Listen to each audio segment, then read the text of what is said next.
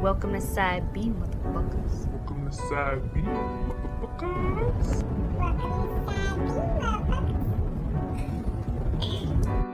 Hey, one goal, one thing, one rule, man, that shit don't change. It's certain. Real niggas do real fucking things. Real niggas do. Ay, there's only one goal, one thing, one rule, man, that shit don't change. And it's certain. Real niggas do real fucking things. Real niggas do real fucking things. Alright, I'ma keep it general just like the army. Most real niggas know most niggas phony. Your shadow got your back, huh? Just like your homie. That's why shady niggas will harm thee. Just act Caesar. Brutus got him and caught him before his last breather. If they don't make you believers, then you'll learn. Honesty is a quality that will burn, but it's cool. And trust is a quality you will earn. You a fool if you think you learn all of the rules. Imitating imitation and they calling it cool. I know a little bit, but go ahead and call me a fool. While you sprinkle sugar on shit and you calling it food. See, I'm just trying to groove and you standing on the wall with your hands on your balls, making crab claws move. Trying to bonk at a dog, but I don't bonk. I just fall back till you think you winning, but you lost in the beginning. Sir? You fucking looked at that shit. The dope ass cake. Yeah, man. As soon as I said that shit, the people they like lit up like, Doberge, the Doberge cake. The Doberge is like chocolate lemon cake or some shit. That sounds like it would be very delicious. Well, that's that flavor, but the Doberge cakes are that specific style with that the way that they make it and the layers and the shit. Okay. And yeah, man. Cause like remember I didn't even get that one. I got another one. Mike put me on the bitches years ago because his mom's put him on it like when we was young. So it's like whenever Mike ever have a birthday, he would always get a Doberge. That's the only reason I know what it is because of 5, but I didn't know it was like you said, the city's iconic cake. I never knew it was like that. But them bitches hit though. Them bitches hit though, son. I kind of want one right now. I'd have to try it. It doesn't look super appealing to me. I mean, they got different flavors too. Like white man's dry one. Cause they got that. Remember, they got that chocolate one. They got that. They had this fire ass wet and cake one, but it was like multicolored in the inside. Okay. They had that. Yeah, like I just need different flavors. Yeah, they have chocolate. They got buku flavors. Cause when you go on when I went on their website, when I went on one specific one's website, because there's a few bakeries that do them.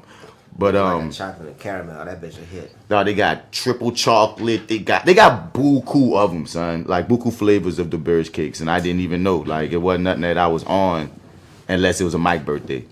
That Doberge. We always call them dope ass cakes. Cause I think they like dope ass cake or some shit. We said okay, dope ass cake. Trying to get this dope ass cake then. And Gambino sell them too. Gambino, I ain't heard that name in a long time. I mean that's a matter of spot. You got to go over there. to go over there. It sound like that fucking matter now. Yeah, I used to love the king cakes.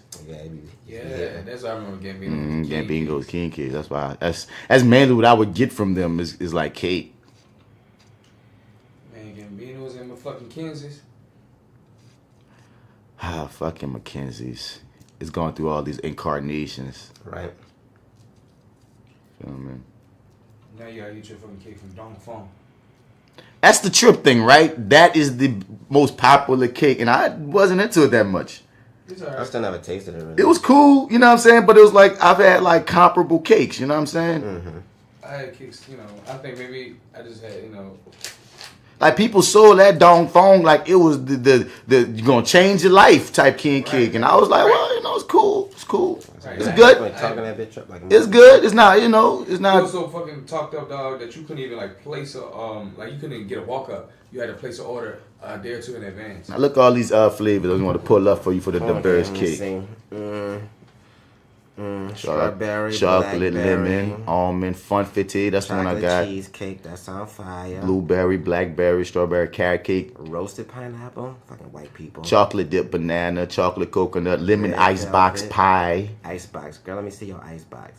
Cookies and cream. Key lime, pistachio, peppermint bark. I don't know what the fuck that is. Salted caramel. There we go. Give me some fucking caramel. Salted caramel. Chocolate raspberry. I used to be thin mint, mocha. Triple chocolate, cinnamon toasted crunch. I fuck with that. Okay, so y'all got some we got options. Velvet Elvis, don't know what that is. Plyrine, fig white chocolate, goat cheese. They just didn't have all those bitches like available just on the go though. You got to order these s'more because remember my shit was so last minute, so they was like I got to see like what y'all got here. Yeah. But if you ordered online, they have it for you within so many days, and you gooch. Okay. I like them. Yeah, man. I still don't like the customer service though. Cream cheese king cake, bloody s'more. Bloody small. What is that? Yeah, Red what is velvet that? cake. Red velvet cake, marshmallow pudding, buttery crunchy graham cracker goodness, cracker like saltine crackers, chocolate poured fondant icing. Yeah, I think it's more like graham cracker because it say bloody s'more, so definitely graham. Oh, cracker. maybe it's buttery crunchy graham cracker goodness. Whole one sentence. Yeah, so yeah, man. If okay, you, all right. Yeah, man. So shouts out to the Doberge cakes, the dope ass cakes. If you ain't Get from some New different Orleans, employees though. Well, I mean, they got different spots that sell them, so you have to even go to this spot in particular. And the thing is, I'll go to a different and one. the thing is, just that it was really that one because when we went at night, they were cool. Yeah. And then when the day, and it was that one that was like, okay. I still didn't like that shit because that bitch was in there when we went in there during the nighttime. I remember her fucking face.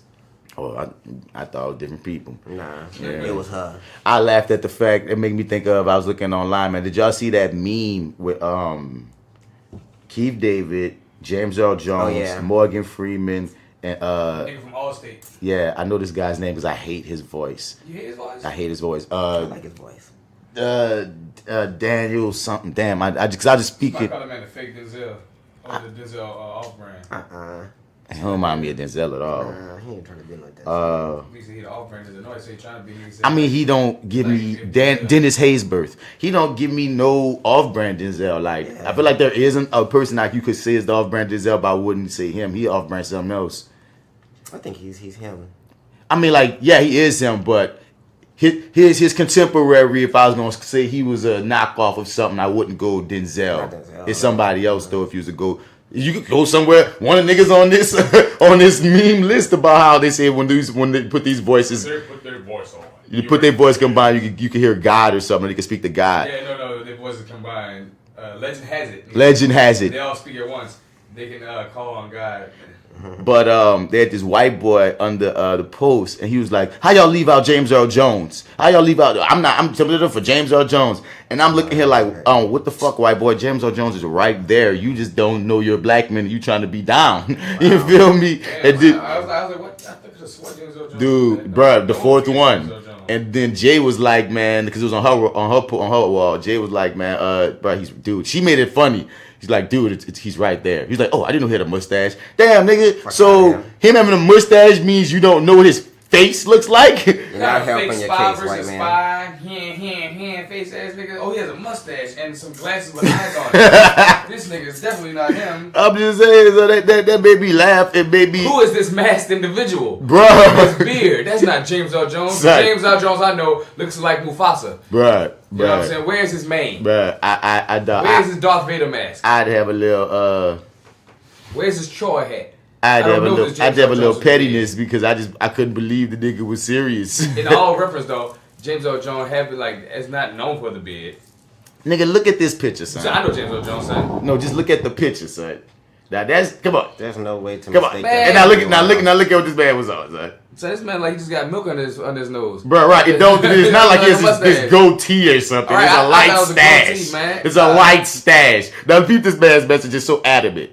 Where's James Earl Jones? Boy, God will not move a finger till you got James Earl. Boy, you tried. Bruh, when do you have a stash? Good job, Whitey. Like son, this man has a stash and it's a rap, huh? I guess when you have a stash now, he looks like Right Alex there. Haley. Do all black people look the fucking? I don't know. Yeah, no, that's what it is. You don't even know your black people though. he got- That's what I feel. You don't know your black people, son. I thought he was missing. You don't know your black people, son. Sorry, bro. You almost had a funny joke. You tried. You know, it was Tried to like, be part of the cause, huh? but There's yeah. a seafood place called fucking Dirty Dick's Crab House.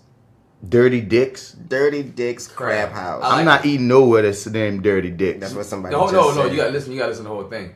Dirty Dick's Crab House. So he got crabs. Along with everything that goes to Dirty Dick. I'm good. This can't be. I'm This, good. this I like can't it. I'm be going. real. Let me I'm see. going. I get what you're saying. He trying to be clever, but it's like nasty cleverness. It don't make me think of food. It make me think ill. Is there one? Or is this just some fucking... I bet Dirty Dick. Nope, it's real. It's It's actual. Serious crabs, nigga. And Dirty Dick's Crab House. It's in Florida. Of course it is. Along with Dexter and all the other psycho killers. Right. Well, technically Dexter's not in Florida anymore. Sure it's not. He's coming back. He's a lumberjack. In northern Florida. Yeah, spoilers for Dexter's show that's like 10 years old at this point. He ends up being a lumberjack and some bullshit. See how he goes from Miami high serial killer to lumberjack. It's a brawny tissue. Lame. So welcome to the FlyWithBats podcast, side B, episode 70. Feel me? It's that actor guy, Martin Bass Bradford. You can find me on Facebook as Martin Bass Bradford, but on all your other social media platforms as Mr. Bats. Spell that Mr. Outer. You ain't gonna find me. And for side B, I'm here with my brothers. Bitch, is me, D-Mac. And you can follow me on Instagram at FrenchBread.kid. And make sure you're keeping up with my clothing line at YouDig504. That's also on Instagram. And I'm about to drop some new merch in the next week or two. It's gonna be really awesome. And yeah, we here for 70. Oh man, what's that? Passe wine, it's your boy AlphaJoe, fresh out of the gumbo, still deep in the room. And if you're out in the streets and you're looking for me, you can find me on IG AlphaJoe No E 504, bitch. And for 70 side B, we in this bitch. We're in this bitch to pass some sage over the DMs of the women listening. All of you out there, this is just the metaphorical sage that we're putting upon your DMs for all the demons saying crazy shit in your inbox. I always say, bro, I would be a fucked up ass woman. And I understand, you know what I mean? We get socialized differently, dog. But you send me a dick, I'm sending you a dick back. You harassing me, I'm outing you. You feel me? It's like one of those things that I'm sending it to your mama. You hear me? There's one girl's like, I'm not about to, what she said? She said, I'm not about to fix the mess that your mama fucked up or some shit she said. And I was laughing about that shit. I'm like, man, shit, what if motherfuckers tag? Because they got families and mothers now on Facebook. What if a nigga said some crazy shit and then his mom got tagged? Nigga. Son, the ignorance. Son, there's too many niggas trying to sell the case of like, if I keep trying, she's gonna say yeah. Full conversations in these boxes. By themselves. Themselves. And like, I don't know if it's their friends encouraging them. I don't know if it's because they worked before, they get tried out for them and it works, so it thinks it works more than once. I don't know if it works for one of their partners and they think they can do it. But it's just very arrogant and ignorant to ignore someone's no. Especially when it's an obvious no instead of a come try harder. It's a no. It's not really a no kind. Like this, I don't know, bro. Man, listen to all no's. We've listen to no's. Listen to all no's. Yeah, we've beat this horse to utter fucking death, dog. Like I think it's very commonplace knowledge now that we know niggas just be in these women's DMs, just hard up for. But what the pride? That's what I want to know. That's what I be want to know. No, that's the whole thing though. Like they don't have any shame, which was gonna segue into the point I was about to make. Basically, I just think that just more women just needs to just keep serving up some shame. They don't though. Just serve up more fucking shame, because the only reason niggas continue to do it is because they're getting away with it. Right. There's no consequences to it. Well, not enough. No, because what you say, So I don't like a lot of times women will talk about it amongst themselves or with their boyfriends or whatever. Or might try to settle it there, or just ignore the nigga and leave him to talk to himself. But don't. The shame is a small percentage of women who actually out a nigga, or like you said, cause the consequences. I feel like you cause a consequence. These niggas at their jobs, their bosses and shit. You know what I'm saying? Out every nigga, but it's not a risk, right? It's not about outing every nigga. It's not about outing every nigga. I'm just saying, a lot of little dirty niggas that they don't motherfucking know, they're complete strangers. They can out some of them. Is what I'm saying. I'm just saying that it starts somewhere. I understand. It does start somewhere, but I also understand circumstance and context, our background of why you might not. Yeah, we get that. But anything, right? Situation, you know what I'm saying? But the general point is, whenever possible, there should have some shame that comes with that shit. I understand if you got the fucking guns to your walls, like you say, if it's your boss, there's ways to go around that, but there's ways to do anything. But there's a lot of these niggas that don't know these women at all. Right. They're just going full throttle. I think the internet, and the net could create a consequence in and of itself if you so please. And then they got some cats who calling these women. That's a whole other If kid. they find ways to get their numbers and all that, that's like stalking when you need a case of file. Sometimes it's built in on, like, if you got to specifically go on your Instagram and on your Facebook Messenger to detach your phone number from it. I was with Jay once and the nigga called like twice, so I picked up like, what's up? Like, I'm like, son, how can you have the fucking audacity to call a woman that never gave you her number? Right. What the fuck? That's the age we in. Like calling on Facebook? Facebook call or IG call. You can do that. Oh, I don't know about IG.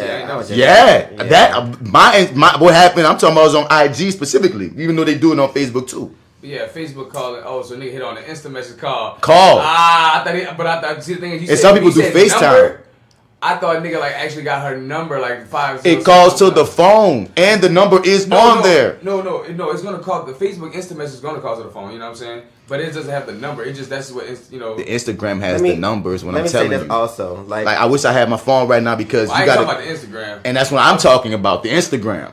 I'm all about shit. And all that shit wrong. Don't be calling people you don't know. They ain't get your number. I'm just saying that. It just for a second I was like, damn. It made me think about Facebook. Now I ain't know Instagram got that shit going on, but it made me think about Facebook. Like, whoa, Facebook, hold on now. Bitch, you can't. I don't want nobody calling me to get my number. They can if it's in your what you call it. Cause I'll say this though, like you can, like I think shame is an option. It's probably my favorite option. I think it's my favorite option. But I think also not responding is still also a viable option. Not that viable. Son, I think it is because, like, I mean, you don't have to respond to everything. No, that's the point I'm making. That's the point we making from the jump. They're having conversations with themselves. These women a lot of times aren't responding, and every time they go to their messages, lists of niggas just blah, blah, blah, blah, blah, blah, blah, and that's what I'm saying. Where the shame should come in when these niggas won't stop. In the name of getting notifications from somebody that you don't want them from, like you can still block them too.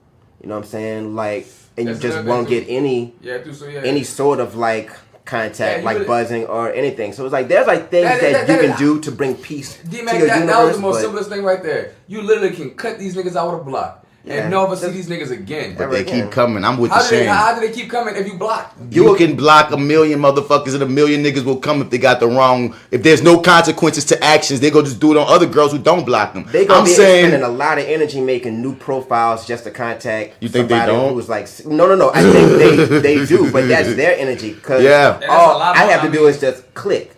Like, you got to make emails and this and that and the third and be doing this. Look, I would block everything as it comes because the blacklist is unlimited. Like, there's no cap on it, so fuck. I'm saying block, but I'm with you also on the level of because these niggas. Because how about you this? How about you shame their ass and then block their ass? That worked because out my life. And because I'm full because simply blocking don't curb the behavior. Right. You need consequences. Yeah. You need consequences for your actions if you have this sickness in your head where you think this shit is acceptable. You know what I'm saying? Because I truly don't understand. I wish I could talk to some of these niggas sometime and be like, why you think this the move, my nigga? Like on some real nigga to nigga shit. Like, man, nigga, this woman is not even answering you. Like, it's not, let alone what you said about her answering. These people not even answering you, and you keep. I'm not gonna stop. They got so much like dirty shit there. I'm like, son, why you think this the move? I responded to this girl who said, what do you do if a nigga stalking you? And I was the first thing I said was, I saw Karen. She put that up. Yeah, it wasn't Karen. Karen Rob? No. Oh, my mama I getting don't my know mixed Karen up. Rob like that. I just follow her because y'all know her. Oh, but, well, somebody. I know, and she just followed me, and I was like, I don't know who. Oh yeah, she did follow me first. Like, I don't well, I remember seeing. I don't give out this person's name. Well, I remember seeing this post, so my bad. I don't give out this person's name, but I'll say this: when I responded to it, the first thing I said was put a file on him. You know what I'm saying? Meaning call the police. Yep. You know, start. I like that. What was this? I saw that. Damn. But the thing is, what she said afterwards kind of fucked me up. She said, "Well, what if they used to be a friend?" And that's when I put, "If they're stalking you, were they ever your friend?" Right. Like, once they start stalking, their classifications as a person changes. You know what I'm saying? Like, you become like the other, at least to me. Because, like, stalkerish behavior is like you're borderline psycho. It's like, come on. Yeah. And if say you're a friend and doing all this other shit, nah. And I believe in starting a file because the thing is, it has to be, I want things to be on record. It wants to be like, I want to have the police say, hey, you called this many times. So if anything does get done, yeah, and when things don't get done, the shit will be at an uproar because the fact is you did the proper thing. Mm-hmm. You put it to the authorities. Also, you know. Although I do hate contacting the fucking cops.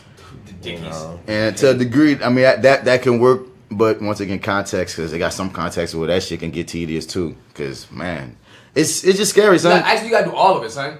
You gotta block. You gotta do this. You gotta call the police. There's no one way. There's no one way. There's always a bunch of ways to cure an issue, and you know what I mean, these are just possibilities. Because once again, like you said, some niggas are dangerous. So like you said, we can't understand a woman's reasoning for not wanting to even engage or even want to put forth the energy, because you never know a nigga that might be closer to you than you realize. You feel me? You shamed him, now he feeling like you cost him his job. Now he want to have retaliation. You feel me? So no, I'm not going to say like there's one way to do anything, because in specific situations shit get crazy. That's what I'm saying as a man, because you know often that they say like, you know what I mean, sometimes it take, you know what I mean, a white person talk to a white person. Sometimes it take a nigga talk to a nigga. Except we ain't gonna never have a nigga admit to us that, oh yeah, this is how I get down. But it's when I got a friend or a girlfriend or a partner that's like, you know me, showing me, man, peep this out, Martin. I'm looking at this shit and I'm like, wow. I was almost like, you feel like these people don't even exist, but they do, and they're not all the dirty uncle looking nigga. Some of them look like me or you, and I'm like, whoa, you a like regular nigga being crazy as fuck. That's like the weird thing, because, you know, I don't hang out with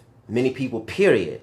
And the people who I do hang with, at least up until now, you know, don't really engage in that sort of behavior. So there's nothing really for me to like have the convo with you about. You know, most of those people I find are more often than not on the outside of my entire bubble, my life. You know what I'm saying? So it's like hashtag not my niggas, and I ain't about to fucking check some dude I don't fucking know, exactly, because that can only lead to fucking trouble. So I mean, which makes it a harder thing to fight, because like it's not like so I'm like, gonna roll up on this stranger that I don't even know the situation. Like, hey, you shouldn't be doing this. Like, get a soapbox and hit that bitch out there in the streets. I don't even know, like that's what it would be, really. It's like niggas. You know? I just be like, what in the mechanism?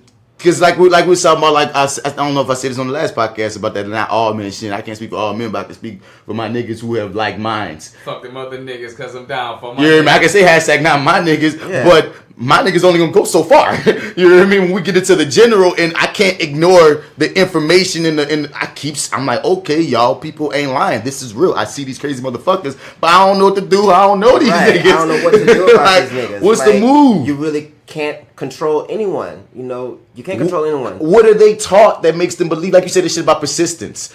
Persistence is not supposed to go as far as people take it. I can say that. Right. Niggas was taught wrong. It's like, you know what I mean? Like we say, as an evolved... Women are not goals. Right. And as evolving society, that has to be stated and understood. And like, if you go even to when we were getting raised, we were raised that. If you look at TV, if you look at media, if you look at all things, trophy, even just achievement, it's not even just trophy wife, trophy. That's what I'm saying. Like you know, not just like trophy wife. When I say trophy, like trophy wife, breaking down the wife and taking. Yeah, I just want to separate it, because trophy wife is a different context and connotation of something. But we get taught that women are goals, or a prize. Prize to be won. Get the girl to be won, and if you look at some of these movies, every nigga think they're the nice guy protagonist in a movie that's being with the guy nicely being persistent to get the woman. And it's like, no, nigga, that's not the way to go. Let me say this also, like, I don't think there's anything wrong with wanting a woman. You know what I'm saying? But I mean, when you make them this prize to be won, it kind of like turns them into an object, and I think that's the thing. Yeah, you know? Yeah, no one says wrong with something wrong with about the person. Yeah. And put her as somebody that like you can get and like like you said, as a prize. And the thing is, what you do with a prize, what you do with a human being is you interact, you have a relationship. But what you do with a prize is what you want. And you just set them on pedestals that's impossible to achieve. You feel me? Because even as a boy growing up, dog, like boys are taught that all girls are nice. It didn't want like that's what TV shows you and shit like that. Like you like nice, your mama let you know the deal. But like generally speaking, if you let TV just teach you and just look at the girls that the pretty, not all girls are nice, pretty girls are nice. And you look at TV, let you see shit like in the 90s especially, that little pretty little nice girl is not realistic. The shit that they set. Then you get in reality and you see real girls and like, no nigga, these are people. That is bullshit. Dog, I can honestly say, and I can only speak for myself. Like I'm not saying that doesn't get taught because it does factually. But growing up as a man, dog, like I never had, you know, personally, I've just never had the mentality or the thought process that, you know, girls are just supposed to be nice. Like I was raised around a lot of mean ass fucking women. Like, you know, like it just wasn't necessarily taught in that way. But also what you just said plays to your point. You were raised around a bunch of mean ass women. Yeah. See what I'm saying? Like, so that feeds knew into that. There were mean women and there were women who weren't that will feed into necessarily it. mean. But not, you know, but once again, that's your thing. A lot of people don't get raised around a bunch of mean ass women. Yeah. That's what I'm just throwing there. Also, you know what I'm saying, when it comes to dealing with you, you know, you a boy. I said personally. Yeah, like that's all I said. I just said personally, just in my personal experience. In my personal experience, I definitely say, you know, even though the women were mean, when it come to how they deal with the younger girls in the family, it was always, you know what I'm saying, you shouldn't do this in the room, you shouldn't do that in the room. And I mean, there were rules for men too, how they should be, but these are the room for the ladies that, you know, should kind of mostly be quiet, you know. Be ladylike. Yeah, ladylike. Ladylike was like, you know. That's toxic femininity if y'all ever want some examples. You know what I'm saying? Like telling a girl that she has to just be a girl and do so. Like there's not. Your certain shit is that plays into that. But I was mostly talking about media. But you're right. Also, my angle was media. But no, you're right too, Joe. About just the actual teachings from the women to the girls. Because yeah, I want to continue that with the media because like that's 100%. Like it was in the media from all the way from the 50s since we first had. Yeah, you watch with who the hero trying to save. That chick don't be having no flaws. You know what I mean? That chick until like it's recent. Movies that used to act as women. Bruh. So like we was making up emotions. Oh man, don't go that far back. Don't go that far back. Ew. Hey dog, I'm just gonna tell you, dog, this is inherently in the DNA of society, of human beings. But that is a direct thing of the fact that patriarchy, men play such a part. We played such a part of how we wanted women to be. How we wanted women to be in media and society, such that we did used to play them. That's fucking genius. That's crazy. It's the truth. That's a very fair point. That's a very fair point. What do y'all imagine? I see you, my G. I see you. But yeah, dog. But it's changed. I'll say that because more women have become writers. Society's changed. You know. But I'm just saying, when we grew up, we was at the tail end of there were perfect women in these movies, and I'm glad that it changed. Yeah. But some of these niggas have that same mentality, thinking that if I just be the hero of my own story, then I'm gonna get the girl with persistence. Superman can get Lois Lane with persistence. Look at Revenge of the Nerds, dog. They just realized how fucked up some of the things that movie was, even though for its time it was funny as shit. What you about to say, D?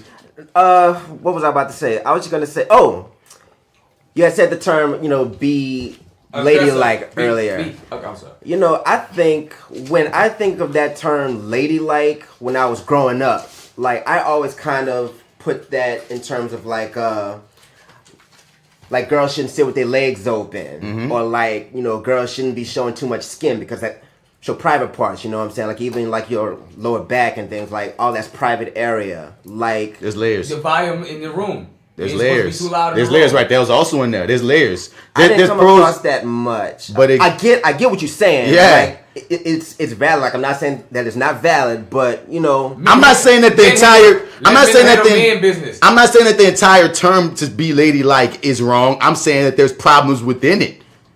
It's like masculinity. I don't think masculinity is wrong, but there's problems within it. Because I think being a gentleman is a good thing. Right, the same shit.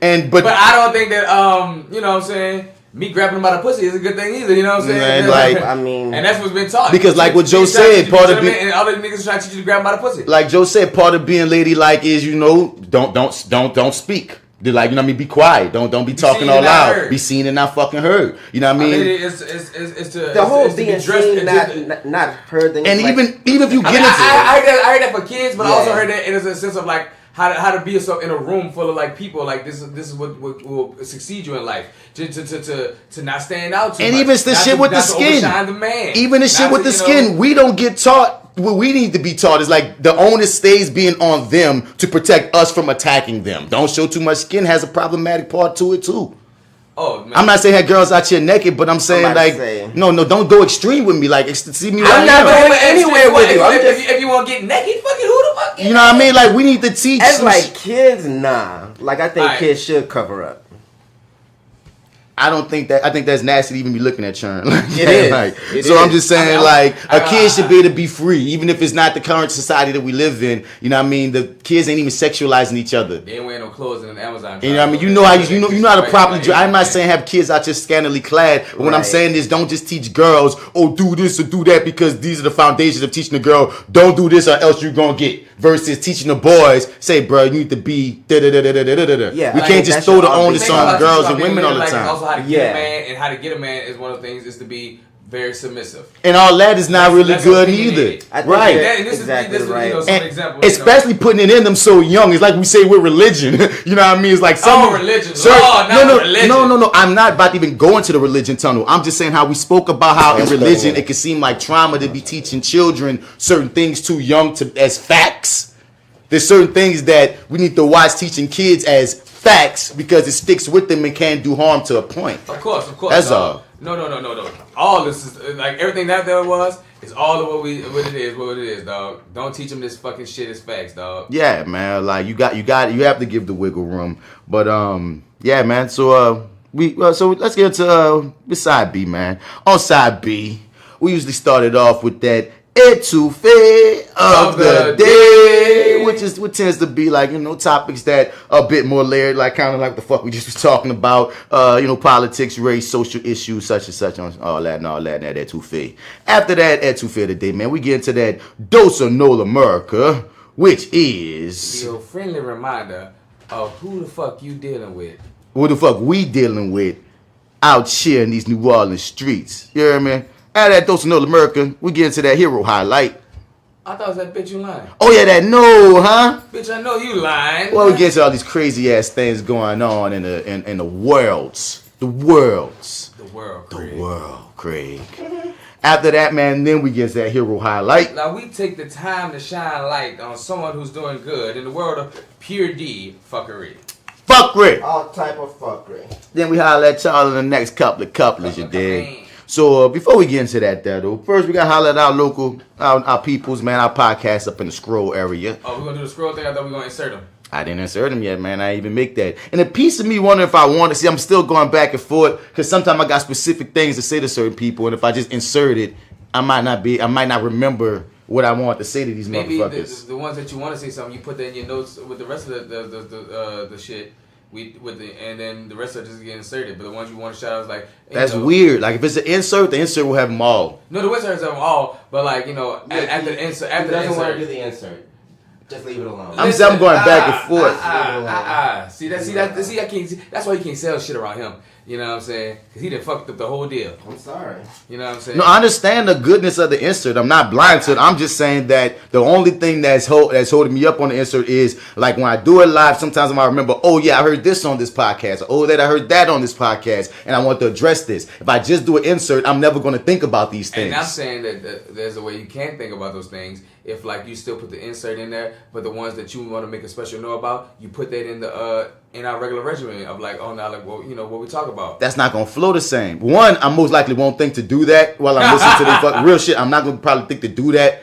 Two, like when we say the insert, we be like, oh, shout out to other podcasts, and then they'll go insert, and then we'll keep talking like as if the insert never happened. We'll never hear the insert, so it's like no natural segue because we will never even hear it. It's not even gonna be a thing that gets brought up. It's like we moving. So it's like then. So you telling me like the only way I would have to go back. Oh yeah, and I listen to these podcasts. It's like the same. That's the only thing that holds me. Around it, but right off the first thought, it seems a little tougher than easier. I mean, there is a way around it, dog. I'm not saying there isn't. It's just there's a reason why I haven't put it in yet. That's all. That's the only point I was making. There's a reason why I didn't put it in yet. But your 30 podcast with L-Dub and Marty Edwards. Wait, they just had a podcast. Did they say anything that I fucked with? Because did I listen to their whole podcast? Because they came back. They wasn't around for like the past 2 weeks. And they came back into the game. I was looking at their numbers like they almost had like 200 podcasts and shit. Well, they've been around here since the BCs. I mean, they had a whole other podcast before they had the Your 30 podcast. Called Us and Dinosaurs. Nigga. No, it was not called Us and Motherfucking Dinosaurs. Oh, God. I had it in my head until he said it. It used to be on Blogspot. It used to be on Blog Talk Radio, man. Yeah, it was like... well. He was like, yo, shut the fuck up.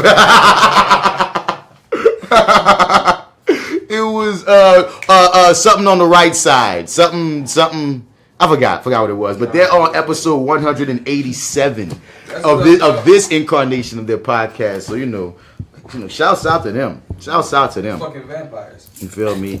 The Misbelief Radio Show podcast with DC Paul. I didn't see you.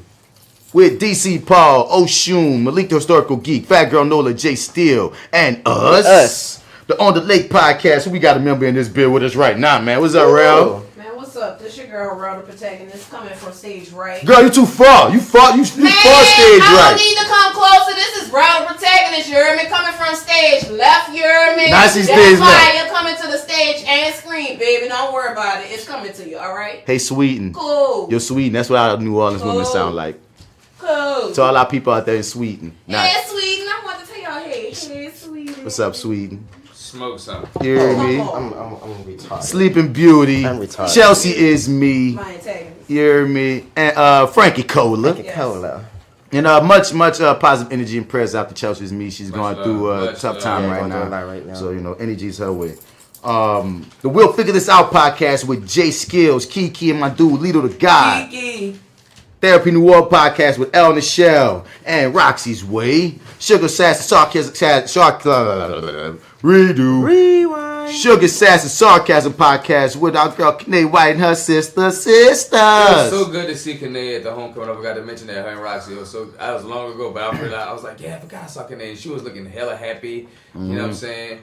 Girl got that married face. She got that married. I forgot she's Kanae White something. Gray. Is she two colors? Wow. She two colors. Kanae White. Great. Wow, dude, that's amazing. Talk about a soulmate. Nigga, you're Miss White and you met a Mr. Gray. That is wow. The observer calls her Lady Gradient. Lady Gradient. Lady Yes. Gradient. I don't know, but I think that's hilarious. I think that's in a great way, not in a making fun of you way, in a tight way. Like, damn, Miss White met Mr. Gray. Yeah. that term is two colors that one moves into the other. Yes. Gradient. So Man, it's shut like, your shirt making ass up. Don't smart shame me. Educating Okay? us and shit. Don't education Gradient. shame. Nigga, what? Gradient It's is a shit. gradient. Let me stay a dumb It's nigga. a real thing. It's Damn it. Trying to show off my brain cells. Let me be right now. Show that shit. Hey, you know boy Kevin got engaged. Who? Kevin, remember Kevin Perry? Oh, yeah, I saw that. I uh-huh. saw that. Yeah, Congrats, man. I did see that. Yeah. That's good stuff. Yeah, man. So is his fiance's last name Mason? That'll be great. Kevin Perry. So the Hip Hop Nerd podcast is Glory Jones, right? Yeah. The Four Misses in a Mic podcast with CC, CJ, L, and Bree. 50420 podcast with Sam the Magic Man and Elijah. Ezekiel. I still gotta listen to this shit. I admittedly haven't listened to it yet, but I do want to. So I haven't listened to the last one or two. I fell off. I gotta jump back on y'all, man. I feel played. I like listening to white niggas talk about weed. I like listening to anybody talk about weed, really, though. It's an interesting thing because they go so many directions with it. It's not just only about weed. That's when Joe had a fire episode. You need to go back and give us a reason to re-spark over there. Yeah, I need to go back over there. We're supposed to do another part 2 of that. But getting high is what we do, and forgetting and rescheduling is what we do with that as well. Real. Fuck What You Heard podcast, Metal Handed Guy podcast, Black Guys Next Door podcast, No Dope on Sundays podcast, T-Pod podcast, Talk Brothers podcast, Home Video Hustle podcast, and the Living Millennial podcast. Check them there out. Woot. You dig? You heard me? You feel me? All that. So, without further ado, let's get into some ETOUFEE. All right, I'm hungry. Brother got his first gun, he ready to murder. He out of control, like a swole on bourbon. I don't even drink. If I see you, I ain't see you. Nah, I don't even blink. Nah, I don't even think that I'm here. But if I see you and I like you, I'ma smile. Is this really who I am? Huh? Then versus now, life is too wild. This shit is out of hand. I'm just trying to live, but y'all don't give a damn. I'm just trying to be cool. I don't wanna lose my word, lose my mind, lose my spine, lose my shirt. But if you know me, then you know I go berserk. And you know I go berserk. And you know I go berserk. Head first, I'm just young. So starting off, man, finally with some good news. Amber Guyger, the ex-Dallas officer, is charged with murder. She's supposedly going to be getting indicted for shooting her unarmed black neighbor, Bottom John. Okay, great. Step forward, but I need a motherfucking conviction. Okay? Right. That's what I need. Indictment, that's great. We're like moving toward a possible end to all this BS. Right. I feel like if it was a black woman, it would be open and fucking shut by now. But that's neither here nor there. She even made it to trial. We got a black woman in jail for voting right now, so that says everything. Like that's everything, really and truly. So I mean, yay for the fucking indictment, but I'm not gonna be satisfied with shit until she's convicted. You know, point blank. Real. Niggas get indicted every day, B. Right, niggas get indicted all the time. Yeah, and we've seen get off still. Yep, we've seen a ton of cops get off after being indicted. Like you said, it's some great news, especially for the family to hear, especially for the community to feel like, okay, because she's not even currently a cop anymore. Because that's another thing too. A lot of times they be giving these niggas leave, rehired and everything. You hear me? So she ain't a cop sitting on leave. She's a civilian, which means that it's possible. And I feel like, come on, bro, like.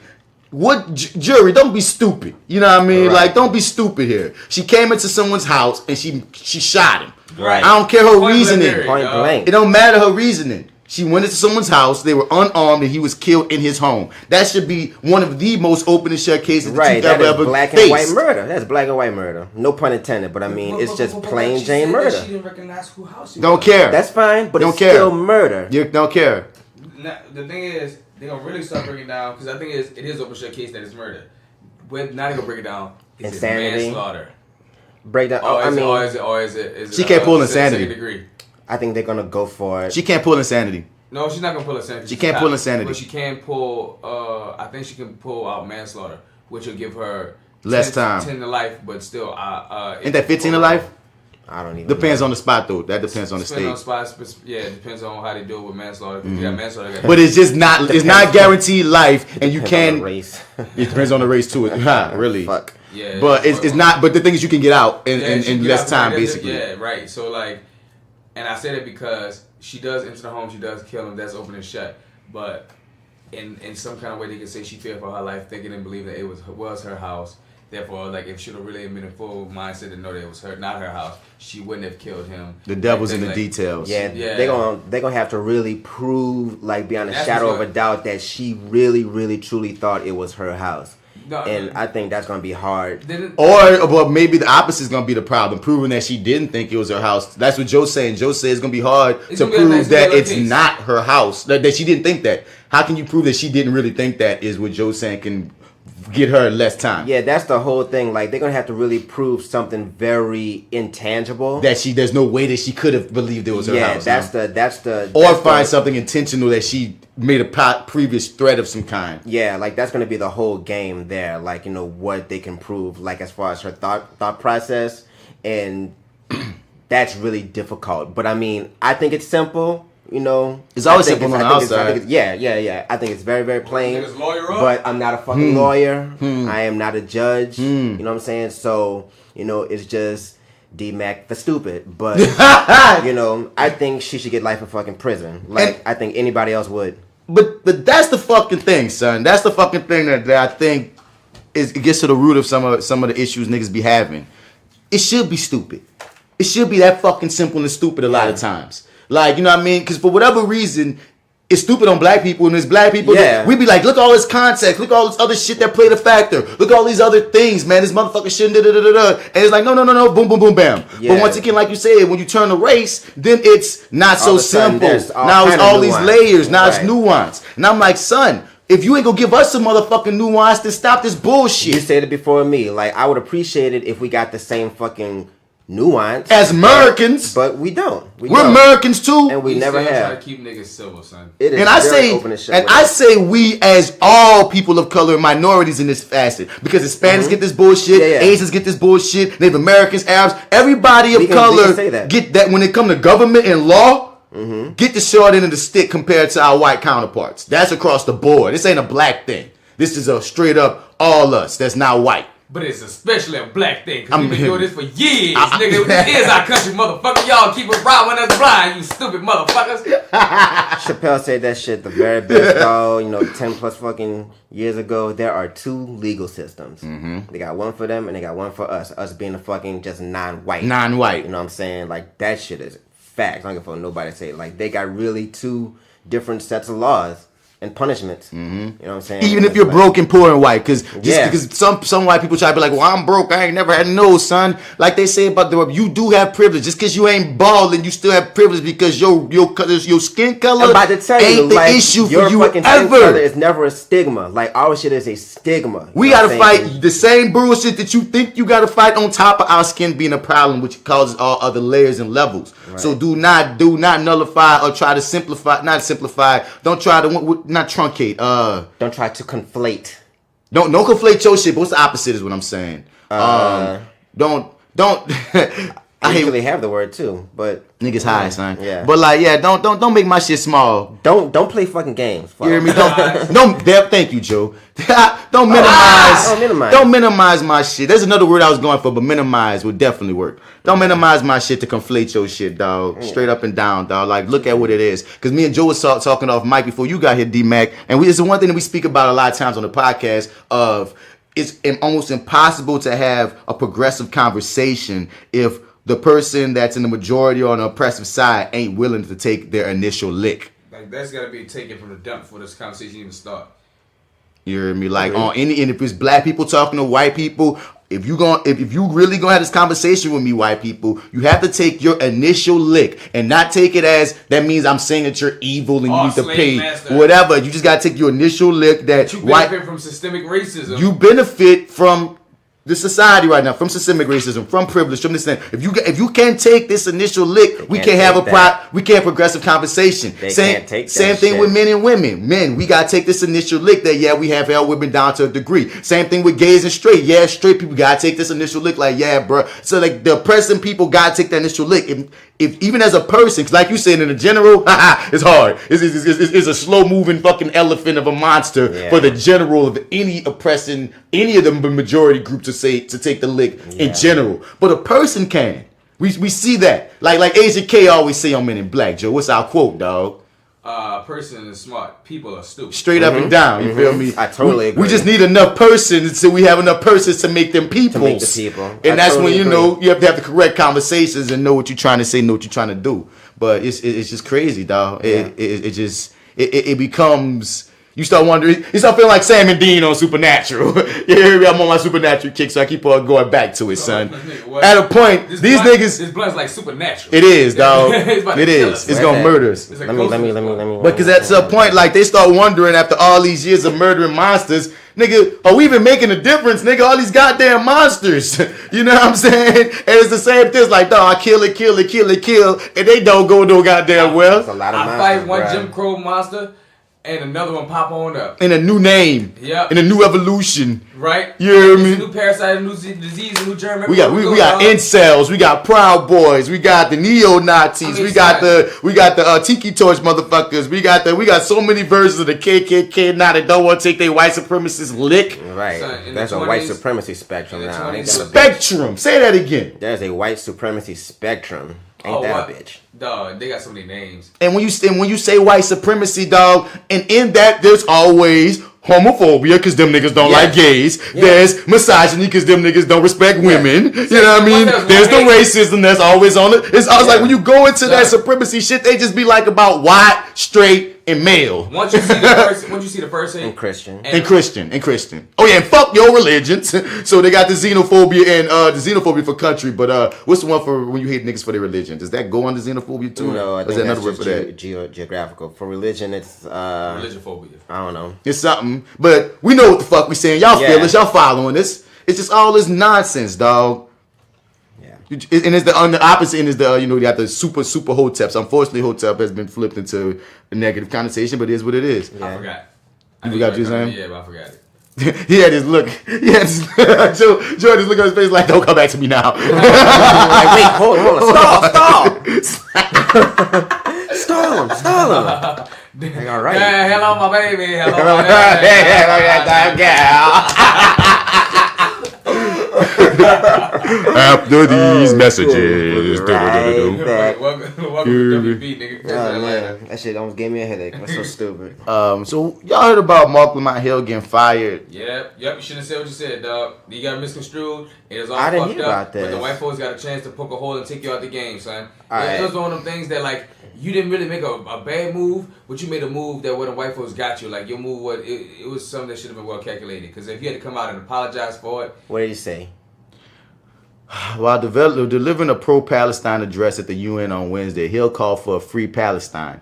We have an opportunity to not just offer solidarity in words, but to commit to political action, grassroots action, local action, and international action that will give us what justice requires, and that is a free Palestine from the river to the sea, Hill said in the speech. The statement "from the river to the sea" has often been associated with the militant group Hamas and refers to extending Palestine's borders from the Jordan River to the Mediterranean Sea. Some claim that the comment was advocating for violence against the Jewish state.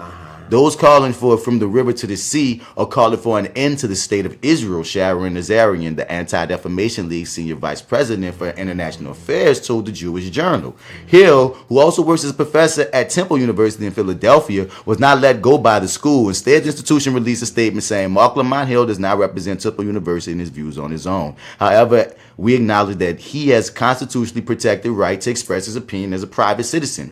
Hill also defended himself on Twitter. My reference to the river to the sea was not a call to destroy anything or anyone. It was a call for justice both in Israel and in the West Bank/Gaza. The West Bank. The West Bank. My bad for calling out the West Bank. I do not support sorry, y'all. That's a New Orleans intro. People not from here. Anyway, I do not support anti-Semitism, killing Jewish people, or any of the other things attributed to my speech. I spent my life fighting these things. Other people have rushed to the defense of Hill and blasted the network for giving racist, white supremacists, and climate change deniers airtime, but firing Hill. Okay, I think that is a point to be made, that last one that was just said, but I also think Marc Hill really goofed up on this. He really set himself up. And they got him. And they just got him. It was too easy. He's right, dog. They waiting for him to slip. And like you slipped really bad. Free Palestine, huh, nigga? Even if you obviously didn't even like mean it how you said it, like if white people can paint you as like, oh my God, like you don't like Jewish people. Anti-Semitism, dog. Like if they can put that label on you, even in a small way, like you're cooked. Like you're cooked really fast. Like that's their way of flipping racism on you. It's like they cannot wait to be able to flip racism onto black people. Right. And you just like you gave him that one. Like I think you just gave him that one, dog. Because I give him this much. And even W. Kamau Bell even said a version of this.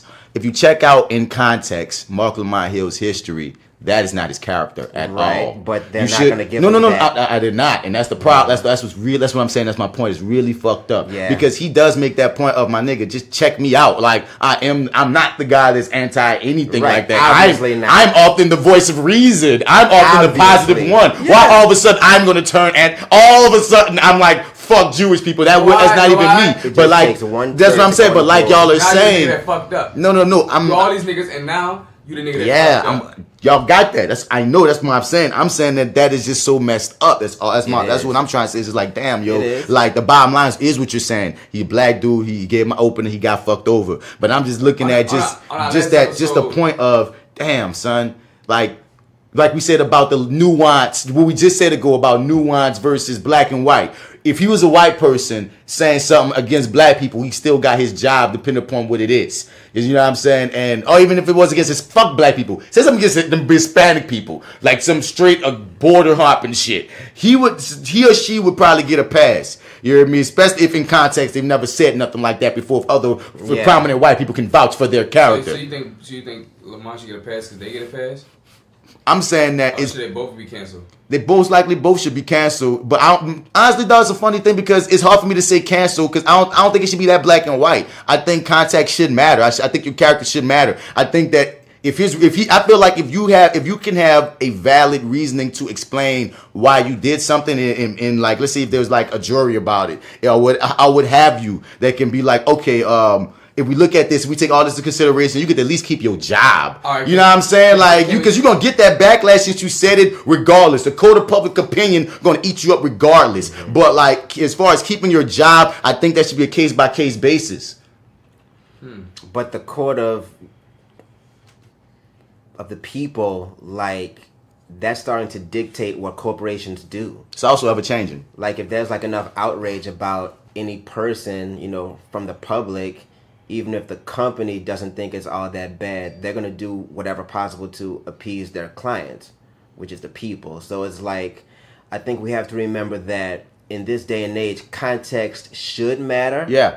But it just fucking doesn't now. And I'm saying that it should. I'm just saying. Yeah, I'm not ignoring. should. I'm not ignoring that it doesn't. Don't. I'm not pretending that it doesn't. Cancel culture. You know what I'm saying? Cancel culture. But what? That's what the fuck. But I'm not. In now. I'm not gonna stop speaking on what should happen because it's not happening currently. You know what I'm saying? Not. So of course not. That's but I'm why just saying, like, the climate now, cruel and harsh punishments like this should be expected. Like, don't bank on people trying to read context. Oh, I'm not surprised by it at all. I'm just looking at the hypocrisy and the double-sidedness of the fact of the fact of like how sometimes y'all have nuance and sometimes you do not, and y'all just need to pick a fucking side. If y'all gonna never have nuance, then the whole shit gonna just be no nuance, black and white. If y'all gonna have nuance, have it for everybody. That's all, man. Well, that's called playing fair. You know, and that's all I'm ever. They're never gonna. But that's all I'm ever going to be loud about is decides what's fair.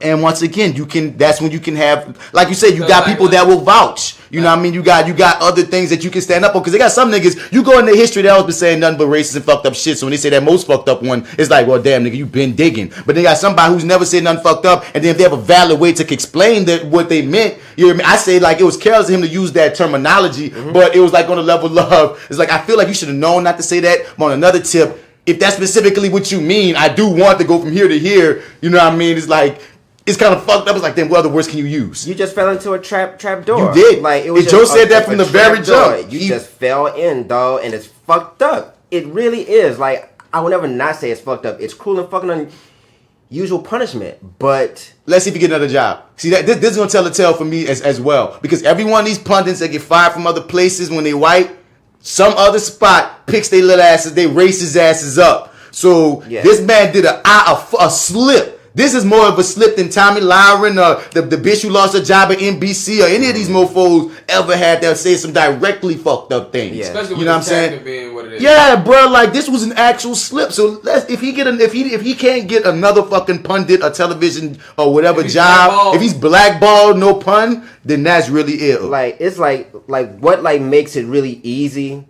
for them to nail him on the fucking cross is that you mistakenly said some Hamas shit, and it's like the news be, you know, cracking down on that group of people, like they're extremists, and it's like if you say any phrase from like an extremist group, you know, like, you know, Nazi or, you know, like things like that, no matter what context that you say it in, your words match those words verbatim. You must be affiliated unless you're the president. Unless you're the president. You know what I'm saying? So, dog, it's just so unlucky. Because Trump say all kind of shit. For sure. It's just unlucky. Unless you're the president. And that feeds back into my point of hypocrisy, man. I'm not going to ignore it when I see the fucking hypocrisy. And these people are making a lot of freaking great things about how you had disgraced Iraq war booster. You got racist people on this bitch all the time, like Jeffrey Lord. Jeffrey Lord always saying fucked up shit, bruh. You hear me? And that bitch ass nigga Paris, man. What's his name? That just can't help but be a coon. But times are the times, man. The times are the goddamn times. CNN should be smarter than that. But at the same time, though, like, I don't know. What do you do? What do you do? What do you do? There's many, like we always say, dog. There's many ways to fight an issue, but god damn it, dog. It's like you put out one fire and two more pop up. You know what I mean? And then you start wondering, okay, do I pay attention to this bigger fire? I wonder if it's really just these words, or maybe he's been on thin ice for a while. I mean, that's the thing when you're a positive black brother. That's not because that's the thing. Nice, huh? He ain't afraid. He is never afraid. Right. I will grant him that you are very brave and bold, son. But I mean, when you Marc Lamont brazen, when you're a warrior like that, like you have like you said, Joe Dog, you are really walking on thin fucking ice, and they are just waiting for any little minuscule thing that they can blow up, and they're gonna blow it up. It's TV. You know what I'm saying? They got all the music and the graphics to fucking do it. Oh, you know what I'm saying? Now to do it too. To Like, blow it up. Two it little just letters sucks. and you're done. You gave him the opener, Sucks, son. yeah, We dog. don't believe that you hate Jewish people, dog. But You gave weren't him the blocking, opener. son. You weren't blocking. And that's on you. Really, like, it's Really? unfortunate, but that's on you. That's on you, It's dog. part of your job to know what the Hamas people are saying and to not say what they're saying. Because it's not like we study this group normally, you know what I'm But saying? you are the professional. You should know, dog. Ooh. Should have had your guard up, dog. Ooh. You ain't talking about the speech before you went in? Ooh. I don't think it was like a. Ooh, you're right, because it was a speech. Ooh. Come on, dog. Ooh. From the land Damn, to the that sea. sucks. From the land to the sea, huh, nigga? Somebody's in there. Somebody. Ooh. Dog, they is perked up. It's like, got him. Random motherfuckers start cheering that you didn't think would cheer for you. Somebody, oh yeah, Hamas! And you like, wait. We're like, wait, whoa. Wait, I didn't say Hamas. No, I didn't say Hamas. Motherfucker, no! Yeah! They got posters of you in the fucking on their side. Israel! Like niggas Marc Lamont said that. Marc Lamont said that. Next thing you know in the news, Marc Lamont, the known tribal leader of the Israelite Right, man, they about to Photoshop a turban on that boy head and everything. You hear me? They about to fuck that boy deeply. Grab on the AK and on the camel. There's a parade going on in Palestine right now. Apparently there's a float with Marc Lamont. Marc Lamont's head on it. You know what I'm saying? Was on the basketball team in the Palestine high school. Here's pictures of him dunking. Nigga pull out fake fucking witnesses. Yeah, man, he always loved them. He never liked Jewish people, man. I can vouch for that. You talking about Marc? That's an actual. That's how you actually say his name. He told me in private. It's true. It's true. Print this shit. Oh my god, dog. I hate the media, dog. It's so fucked up. Oh, poor Lamont. Okay, so this country singer Kane Brown admits to believing he was white until being called a nigga. All right, I didn't know that. I didn't know that until I was 7 or 8 years old. I thought I was full white. Let me see his picture. I mean, I can believe that he didn't have nobody else to look around. Like he's the only one, and nobody else was white, and no one told him nothing. But wait, the parents, like, are your parents, like, what were his parents or his guardians? Let's read some more of this. Yeah, Country music breakout star Kane Brown found his place in Hollywood among the Western swing circle after nabbing 3 2018 American Music Awards and a top Billboard spot with his Experiment album this year. But before reaching these milestone achievements, Brown's path to finding himself proved to be far more challenging. I'm biracial. I didn't know that until I was 7 or 8 years old, he shared. I thought I was full white, which honestly I can't even really say because I didn't see colors. Strike. People further exclaim, I don't even believe that as a kid you don't see colors, but kids come to me like, oh, I don't believe that. No, but like you gotta understand where he's coming from. Where he might be coming from. Here it is. Here, he was raised with his mother Tabitha, who is obviously white, but is part black, and Cherokee father, who is absent. So maybe he was raised around mostly white people, right? Only white people in his family, and he got this bright ass fucking skin. So I mean, maybe he really did think he was white. Shade of white. You know what I'm saying? The only thing I said is I don't believe people when they say they don't see colors. I don't believe that either. I don't know adults, what that part. I don't believe kids will come up to you. Kids will describe other children and like, oh yeah, that's Mylan with the white skin and the yellow hair. So my daughter calls me Peach. That's a color. She's seeing a color. That's all I'm saying. Motherfucking kids see colors. I mean like colors like race of like I'm black. I didn't say race, dog. I said colors, dog. Kids will notice colors. They notice differences. He don't see colors in the sense like he don't know what fucking colors is. He's saying as a kid like I didn't see colors like in the sense of dividing of like I'm black, you're white. You're saying words that aren't on this page, my dude. I'm saying from reacting specifically to what I see was red. I can't really say because I didn't see colors. When I see that term, I'm saying you see fucking colors, dog. You can give it new context, but I'm reacting to what I'm reading. He added that though he already discovered that he was biracial, he wasn't thinking anything of it. So he knew he was biracial. Once the homesick singer was introduced to the N-word, I'm confused by that. He added that though he'd already discovered he had already discovered. Teased him out for his skin color in middle school classmates in Georgia he came face to face. That's a different. It's a small one you read. He added that though he'd already discovered that he was biracial, he wasn't thinking anything of it. Once the homesick singer was introduced to the N-word, however, it added an unfamiliar weight onto him. But then I started getting called the N-word, he said. Nigga, bro, you can say it. I didn't even know what it meant. I learned what it meant, and that's when it started affecting me. I got in fights over it when I was little. Hold on. They just made me stronger. I'm just thinking about him saying about being biracial, like he know him being biracial. So that tells me that, like, you know, he was like in a sense mixed, but like since you look white and everything around you is white, you just chose to be white until a nigga let you know that you can't choose to be white. That boy choose. Is that what it sounds like? He's saying that's kind of what that sounds like. I mean, that's most likely what he's saying, though. But I'm putting all that on the parent.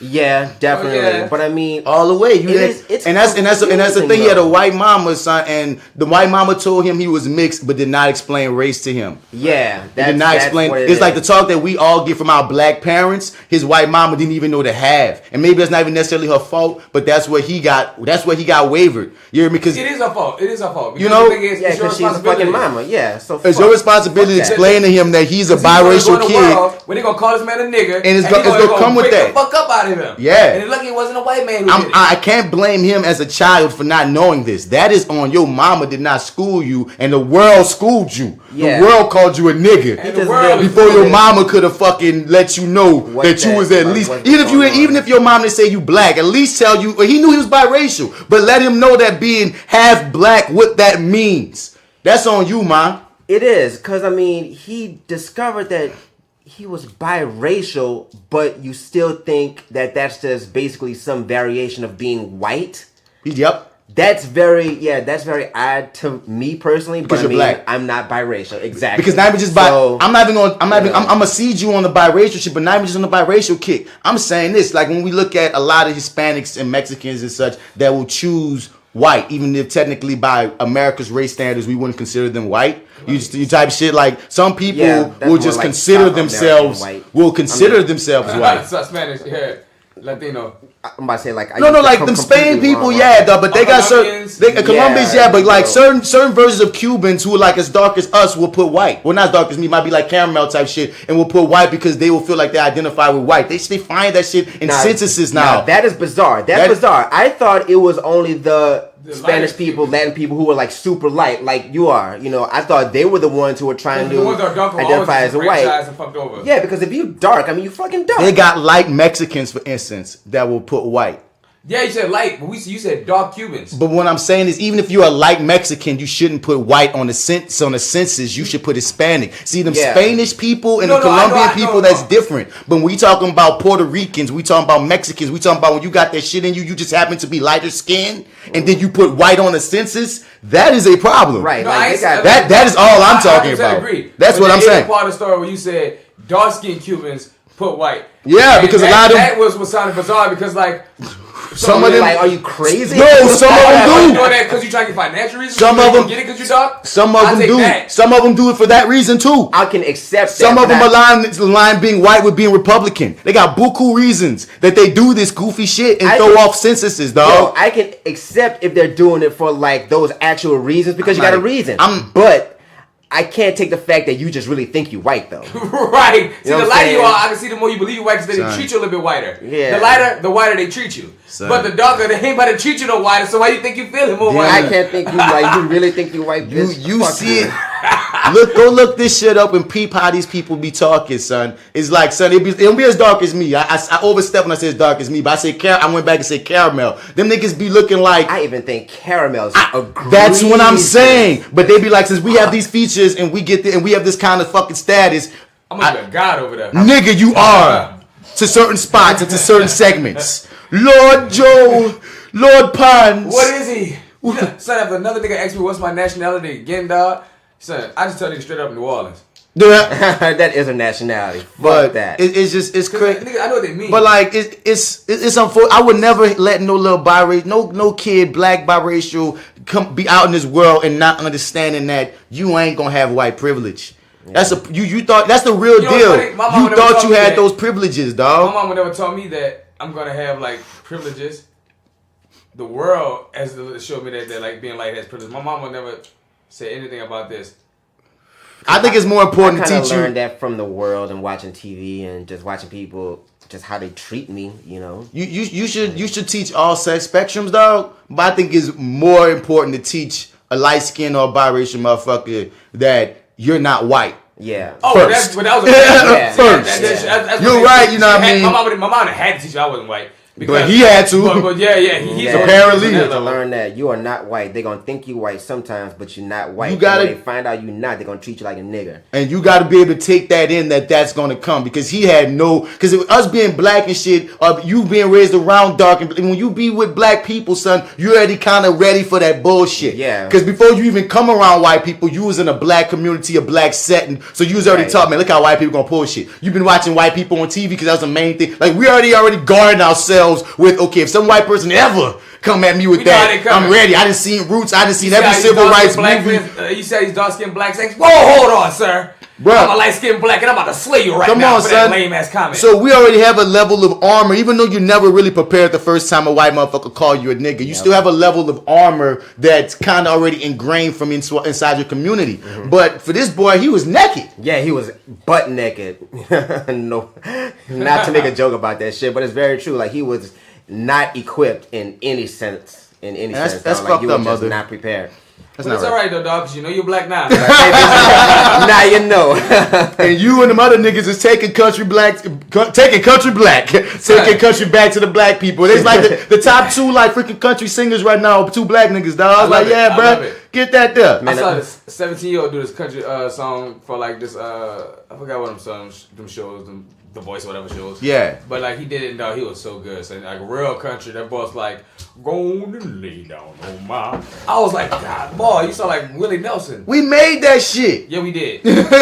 Man, Notorious B.I.G. said that shit best, especially for this man. If you don't know, now you know. Nigga! Wake up, nigga. Oh my God, wake up. Wake up, nigga. Ooh, nigga, wake up calls. So apparently Facebook has a black people problem. What you mean? How they mean? How they mean? Not like not like, you know, they hate black people necessarily, but this former employee charges that he had to leave because they don't have enough black people working there, and they don't really respect the black people's opinions that are working at the company. At the company. That is every single company ever. But he's saying specifically since Facebook like to tout how diverse they are and how they support all these black issues like Black Lives Matter. They can tout it, but I mean, real niggas know that that's not necessarily true. Like, they might have an office or two that, you know, kind of friendly. But just for me personally, because I only speak for myself, I think when I think in terms of corporations in general, I pretty much assume that they treat their black people differently, no matter how high they fucking get. Devin. You know, huh? Everybody ain't real niggas, bro. True that. I'm sorry. Some people don't know, bro. This shit just needs to be more common knowledge. Knowledge, People you'll run into that you'll be like, man, racism exists. How? And then you read stories like this to be able to go to be like, man, this is how, man. This man was working there. He saw with his own eyes that the black people voices wasn't being heard, even though they claim that they trying to appeal to diverse people, and not just black people, but, you know, people of color. You can't be sitting up here saying you're trying to appeal to people of color and you don't got no people of color working in your building, or at least the ones that's there be respected by the higher ups. So I don't know what you're gonna do or where you're gonna go. Honestly, you know what I'm saying? I'll fight it and I'll show what it is. I mean, he's equipped to go work someplace else, man. I mean, he used to work for Facebook, but like, you always got a job. I feel like there's things you could have done if you'd have stuck in the fight with Facebook that could have really made change. Maybe he tried. Maybe he did try. Maybe he should keep trying. I just think it's a fool's errand. That depends. We all have our own breaking points. Yeah. We all got our own breaking. We don't know what his breaking point was, dog. Like, he might have been, you know. It just depends. I just think it's a fool's task to think that in any corporate situation, no matter what rank you achieve in that company, that there's not going to be some sort of racial thing going on in the background at some point. Like, it might even take long for you to see it. You know what I'm saying? But you would be an idiot to think that it's just impossible to, like, happen. Like, this is America, and corporate America is vicious, dog. Like, especially when it comes down to race, dog. Like, you should fucking expect it at some point. But I don't think he thought... I'm not going to jump and say that he probably thought it was going to be impossible or not even expected. I just feel like... I do believe that you should be trying to move in a manner of hoping that you can achieve a level of power within a company that you can hire more people that look like you and people of color. It's just maybe he got to a point where it's like he was trying to get there and they kept holding it down or kept holding him down. So I understand what you're saying. Like currently you got to expect it, but I still want people to keep striving because we need these people of color in these positions of power, or it won't change ever. Because that's really the point of it. It's like, my nigga, we need somebody to take them licks to get into those places that we can't get right now. I ain't gonna never say like don't stop fighting for your spot. Like absolutely. Like I mean, I believe in that. You know, be a fucking warrior in every aspect of your life. But I mean, it's just keep in mind while you fighting. Yeah, like, understand what it is you're fighting. Machine that can attack you at any fucking point, just like this. And you got to have the mental fortitude, and you know sometimes you need a team, maybe you might need a break, but you got to understand what you fighting, dog. Yeah, dog. And what you fighting in all these dealings, when you're talking about fighting any version of a system, you got to take in that you might not see the victory. You just got to push forward so somebody can sometimes take up your baton and then et cetera, because somebody got to get through that sludge. You know what I mean? And that just all part of it. It's like what Joe said earlier about, man, I wish he would have kept fighting. We don't know what made this particular person stop, but in general, like you said about that warrior mentality, man, like there's the macro and the micro, and the macro has to always be, I'm not just doing this for me. I'm not just representing me. If this is especially a white space, and the higher you get when it comes to power and money, it's going to be the wider you get. And we need them drops of Hershey's to eventually become the chocolate milk. So it becomes a norm. Yeah. You hear me? When it's a norm, then we all good. That we all up here. The norm right now for these white people is white people. That's why they're scared. Once you make the norm, Hispanic people and Asian people, and they already like the Asian people, you know, and black people. It's not normal for black people to be up there in those fucking offices. So it's making me nervous. Yeah. But you get enough black people and enough time pass, and enough Hispanic people and enough time pass, enough Arab people, enough time pass. Now it's just the way it is. That's just how it's gonna be. Right. And that shit can be contagious. But once again, you might not see that in your lifetime. And at a point, you gotta be square with what I'm doing is enough to get to the next point. Yeah. Just make friends with the fact that, you know, shit like that can possibly happen to you. And you're just gonna have to choose to either fight it or, you know, go do something else. Audibles still win games. Yeah. You know what I mean? Shit like that.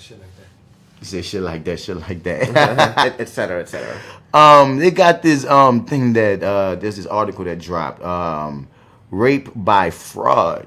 And yeah, man, there's a trippy story on that. I think I read this. It kind of fucked me up on the level of like, damn, like nigga, like, for real? How should they proceed with it? Because technically, if it's the same story, she thought she was in bed with her boyfriend until she saw his face. No, whoa, what? I was like, I feel violated. This feels wrong, but I don't know if it's illegal. This woman's case has exposed a loophole in rape laws. Abigail Finney was asleep in her boyfriend's bed when she felt him. Officially, they've been going out for only a few weeks. It was one of those college romances where someone in a friend group slowly becomes more than a friend through private jokes and stolen moments. He was the funny one, gregarious to her, quiet, somehow buddies with everyone. He'll come out of class the first day and he'll already have friends, she said. Her wide brown eyes. A lot of irrelevant. Yeah, story. Story. They're trying to paint this picture, like what actually happened. The dorm rooms are down the hall. The first three kids were the lucky ones. The tiles are spacious and It was just one of those nights at Abigail, who sports longs. Her boyfriend, also a freshman, had asked her to come hang out in the room. He had some buddies over, and they were playing video games on his futon. She retreated to the twin loft bed above. People were drinking even though they weren't supposed to. Abigail stayed sober, gazing at her laptop, blah, blah, blah, blah, blah. Her boyfriend popped up the ladder every now and then to snuggle and check in on her. In a few days, they celebrated their first Valentine's Day, blah, blah, blah, blah. At one point, one of his friends, Grant, made a gross comment about hoping Abigail gets good sex from her boyfriend, she said. She figured he was being drunk and stupid, so she feigned amusement. They were a new couple after all. His friends were going to be weird about it. As a girl, just kind of, you can't fight everything, so you kind of laugh about it. It got late, the night petered out. Abigail fell asleep with her boyfriend next to her. His three buddies crashed on the futon. Abigail is the kind of heavy sleeper who can turn off an alarm and have entire conversations with people and later not remember it. But this woke her up, at least partially. He was reaching from behind her, fondling her breast over her t-shirt. She let him touch her. They were quiet. His friends were asleep. She felt his hand slide under her pajama pants and start touching her clitoris. She went along with it. Still facing away, she grabbed his penis and inserted it into her vagina. They had sex. It was brief, maybe a minute, if that. She stopped it when she told him she had to use the bathroom. When she was done, she climbed the ladder to get back in the bed. Only then that's when she saw who was in it. It wasn't her boyfriend, it was Grant. I remember him grinning at me. It was a freaky image, she said. I was frantic. I didn't know what was going on. She assumed the guys were playing a prank. She asked where her boyfriend was. Waking up, his other friends said they didn't know. She noticed her keys were missing, so she rushed to her dorm room and found her boyfriend asleep in her bed. How long have you been in my room, she asked urgently. He couldn't sleep with her taking up the space in his small twin bed, he said. So he retreated to there hours ago. She explained that what Grant had done. Her boyfriend, angry and confused over that what Abigail had just told him about his friend's behavior, stormed out. Alone in the room, Abigail tried to process what just happened. Had she been raped? Was this against the law? She texted 2 girlfriends to ask for advice. I was like, I feel violated. This feels wrong, but I don't know if it's illegal.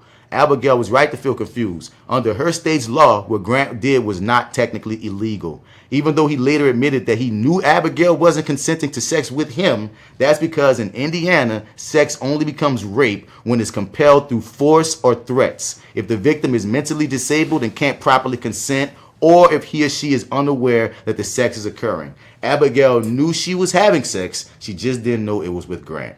Okay, this is an extremely fucked up situation because what you have is she was consenting to sex, yes, but for whatever reason, which I really don't understand how, she didn't know it was her boyfriend. But at the same time, you were sexually abused by someone. So it's like, I think there should still be some type of like legal procedure that she should be able to take. But this story is so... I just don't know how they would classify it. Dog, this I don't know. This shit gotta go to court or something, son. Cause like I don't know, like it's like some things there's like other things gotta be said. Cause something's gotta be said. I don't know. He said he did. All right. He said he admitted to. Man, it's rape. It's rape. I ain't about to throw nothing else on like, top of it. It's like rape. Dog. It's just not forcible rape, I guess. Rape. It's coerced rape, nigga. Yeah, it's just coerced rape. He tricked her into fucking him. That's Yeah. rape. Because he even admitted straight he up admitted it. that I knew she knew it wasn't me. If he didn't admit That's that, rape. If Yeah. he didn't admit that, then it wouldn't be. It still would be rape. She just wouldn't have no proof. No, because the thing is, it'll be a case that we had to crack. Because he'll be like, nah, dog, she knew what it is. She knew I was there. Then it'll be he said versus she said. If you got in her bed and her boyfriend was just there and you snuggling up with his old lady and she in her sleep letting you touch on her and she's under the assumption that you's the body that was there when she fell asleep. I'm not painting that picture. That's the picture what it is. I'm saying that even if she didn't have that proof, it's rape. Let me just say, It's like, rape, nobody dog. in the room is trying to, like, excuse what the guy did. No, like, he not did even rape. in a little way. Like, what he did was fucked up.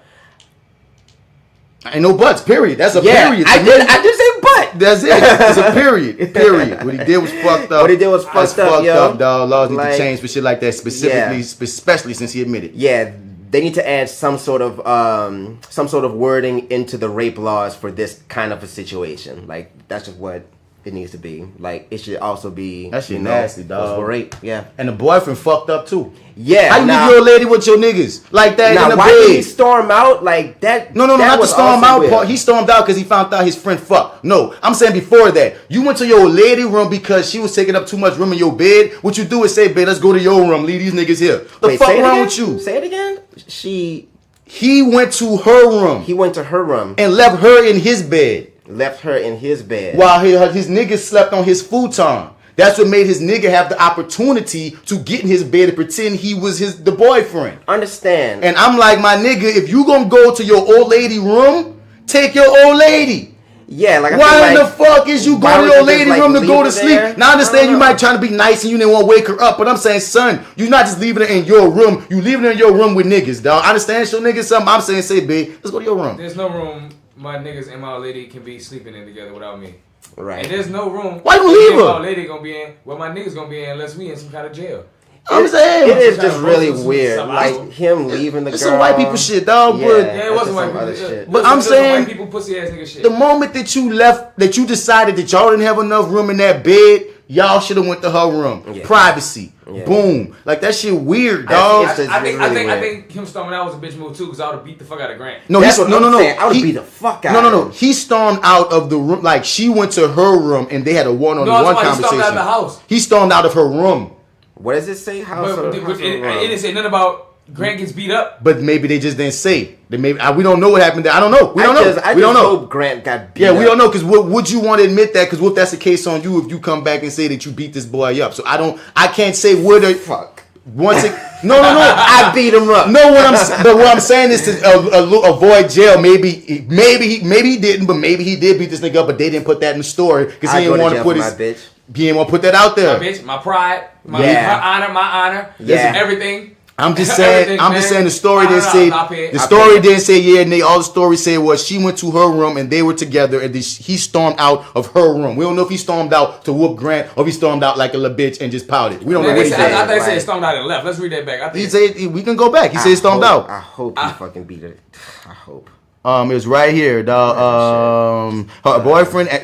How long have you been in my room? She asked urgently. He couldn't sleep with her, taking up space in his small twin bed. He said so. He retreated there hours ago. She explained that what Grant had done. Her boyfriend, angry and confused over what Abigail just told him about his friend's behavior, stormed out of the room because she left. She went to her room. They were talking in her room. I think they mean stormed out of the house. Personally, why are you in the house if they were in her room? I mean, it really doesn't matter, dude. Like, you believe they stormed out the room, I believe we're out the house. I mean, either one, it doesn't really matter. I'm just saying, I think he left the entire establishment out of anger. This is a dorm.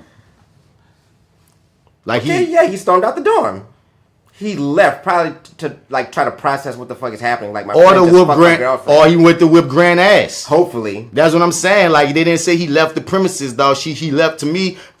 Since he was in the room, but I hope he whipped that ass. I hope he did. I hope that he did. Both ideas exist in some universe. Yeah. You know what I'm saying? But I wouldn't have left though. Somebody would they wouldn't have been able they to didn't say that. They say he stormed out the room. That's what I'm saying. They say he stormed out the room. Right. Where else would he stormed out? That even making no sense. Look at what the shit says. It says stormed out. It's not a house. It's a dorm like Williams, and they were talking in her room. They say she noticed keys. She went to her room. What sense does it make in the article? Grant's in the room. Then he stormed out. He's not in that room. When she took her keys and went to the room that her boyfriend went to, which was hers. That's what's said here. That's what's in the story. Okay, well, even if that's what he said, I mean, he stormed out means he's not in the dorm anymore. He's not in her room. He might be in the hallway or, I don't fucking know. Y'all reaching, son. Yeah, for real. Ain't no fucking reach. It it's is what a it reach. Says. You think it's a reach? No, it's a reach because you think it's a reach. Yeah, I think it's a reach because if she took the keys to go to her room, they explicitly that's what the text say, and they're talking in her room, and it says that she stormed out. Of course, he stormed out of the room that we're in. But what the hell? It doesn't even matter. Like, what's the point? Whether he stormed out the room or the entire dorm. The point comes because then your next point was saying that he a hoe because he stormed out of the dorm and he stormed out of the premises. And I'm saying we don't know if he stormed out of the premises. All we know is he stormed out of that room. For all we know, he might have went to whip that ass. That's the thing. When you add the point that when y'all add that part of he stormed off the premises, that makes anything else impossible. What I'm saying is all the information we have in this article is he stormed out that room that they were talking in. Beyond that, we don't know nothing else beyond that. But we can't go beyond what's written. That's what I'm saying. What's written? I think him storming out was a bitch move.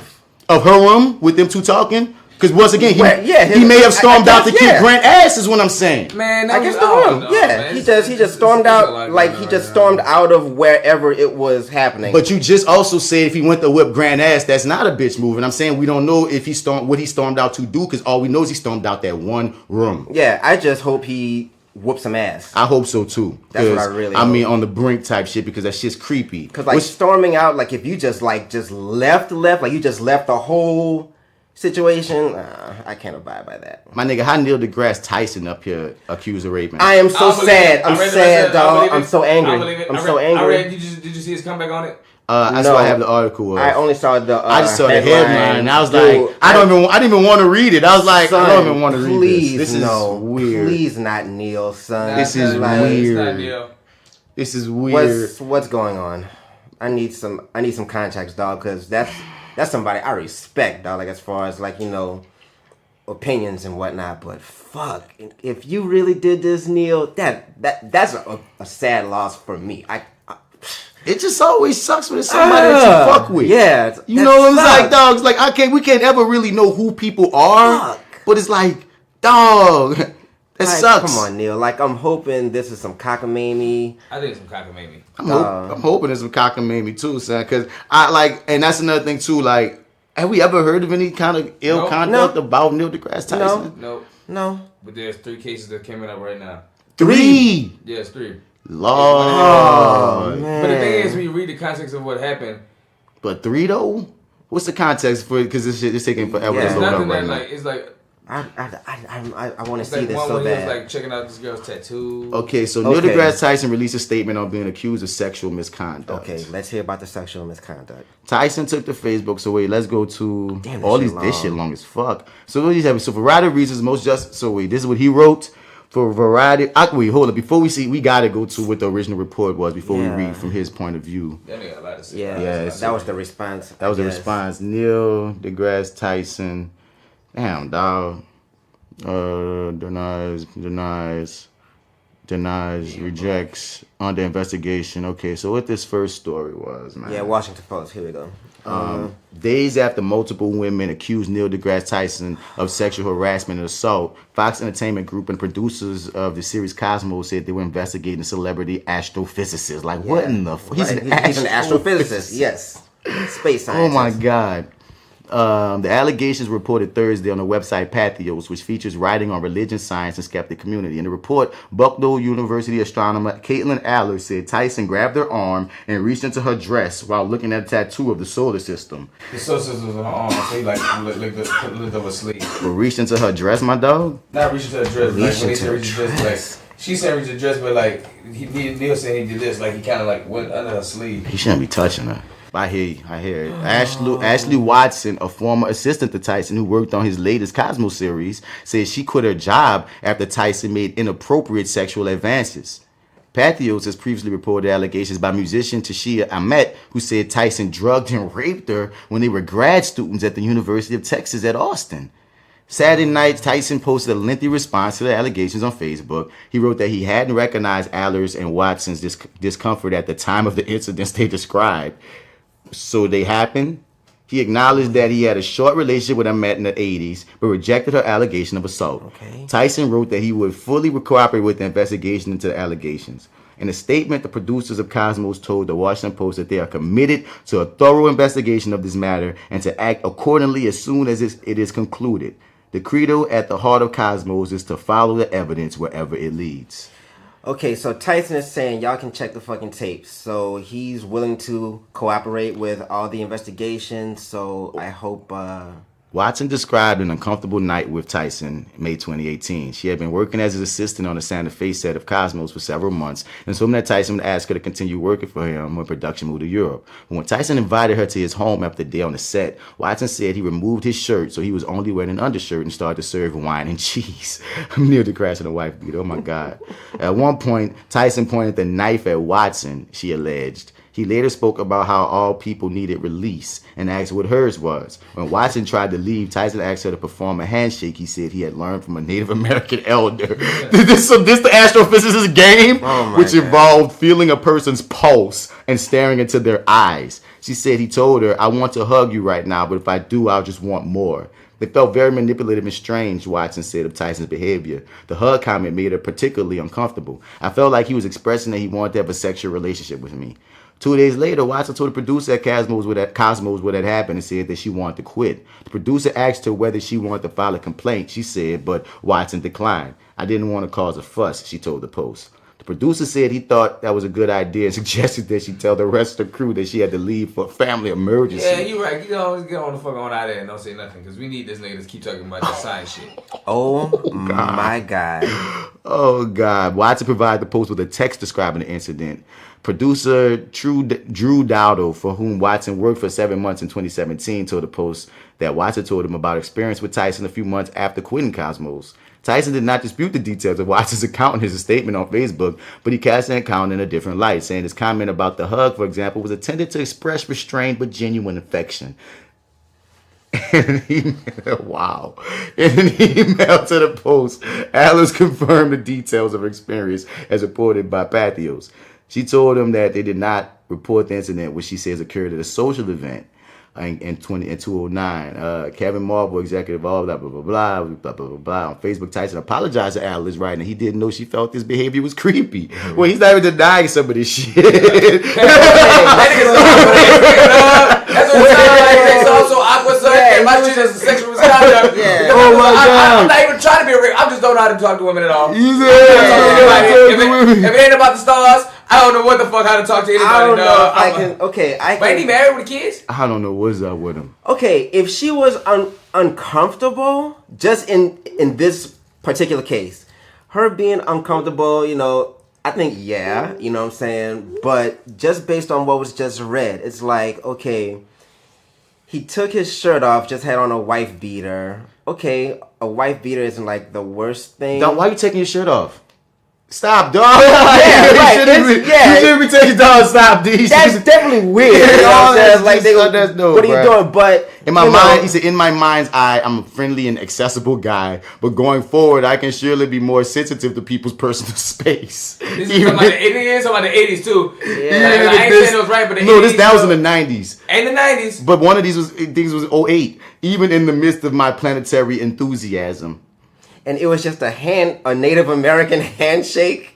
So it was this weird handshake, and you're staring into her eyes. Okay, yeah, Stop touching people. You're being weird, and you're touching her in a familiar way, and you know, saying things. Yeah, that's harassment. But this is when you touching unnecessarily and you saying things. I'm not gonna call it rape, but it's harassment. Like you harassing at this point. You don't think that nigga being weird? It's just he's such an awkward nigga, dog. Yeah, I ain't say he right or wrong. Yeah, just but he don't see it. He just don't yeah, see it. it's just very weird. But he wrong on all accounts of this shit. Yeah, he wrong, but he really don't see it. He needs to learn now. That nigga don't do that shit. Yeah, don't be doing that really shit. Weird. Don't do that shit. Don't be doing that shit. Link, don't do that shit. Don't be doing that shit. Shouts out to Susan Laurie Park. Yeah, just know your damn boundaries. Nigga, learn some boundaries, dog. You weirdo. Like, I was thinking like he grabbed her ass or like pulled her in close for like this, you know. He just keeps inappropriately touching these women, and he needs to stop. In a weird way. Stop, and saying weird shit like and stripping. 19th century architect. And stripping. And he need to just. I think that nigga stripping because that boy need to stop. Get loose. Just stop. Just stop. In my shit. bias, I'll just say I hope he didn't do anything. No, he admitted he did those things. He just admits that he didn't see it that way.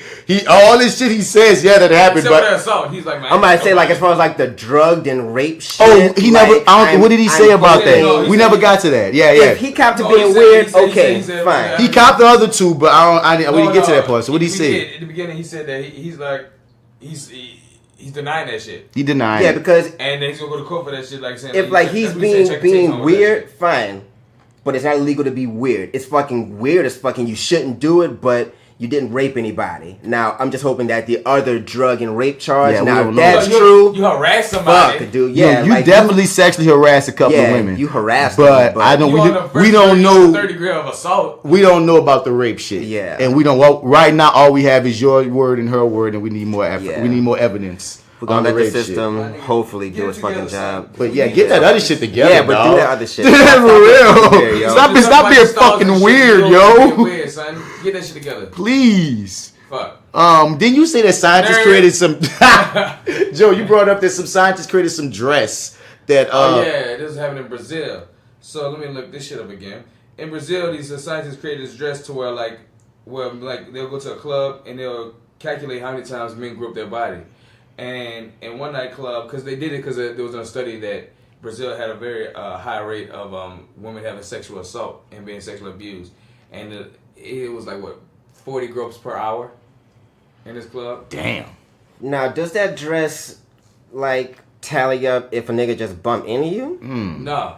Because, I mean, it has to be pressure applied. Yeah. Okay, well, as long as it's like pressure, that, you know what I'm saying? And Because, even when it's bumped into, you know what I'm saying, certain things will let you know this, that, and the third. Okay, and if it's precise like that, because I used to club hard up, dog. Like, I used to be a club head, and I can't tell you how many times I've accidentally, bumped into women, you know, slid up against women, by accident, because they got people in the club. So, I mean... But they talking about grabs. Yeah, but I mean, grabs and, shit, where you feel fingertips and shit, it's like, okay, word. And then in New Orleans, we know niggas is notorious for that hair pull. and grabbing arms. And the dress can't even grab that hair pull. Right. Yeah, so yeah, son. My girl gonna do Krav Maga. My daughter gonna do Krav Maga, Kung Fu, Krav Maga, all that shit, dog. Like, yeah, she gotta be trained. My man. nigga, like, I'm afraid out here. Like, the more I learn how it is from those shoes, from those heels, nigga. Just be a solid dad. Oh, nigga, solid dad, and if you can afford it, get training, some lessons. Yeah, nigga, gun training. I might just raise a little assassin or two. I am.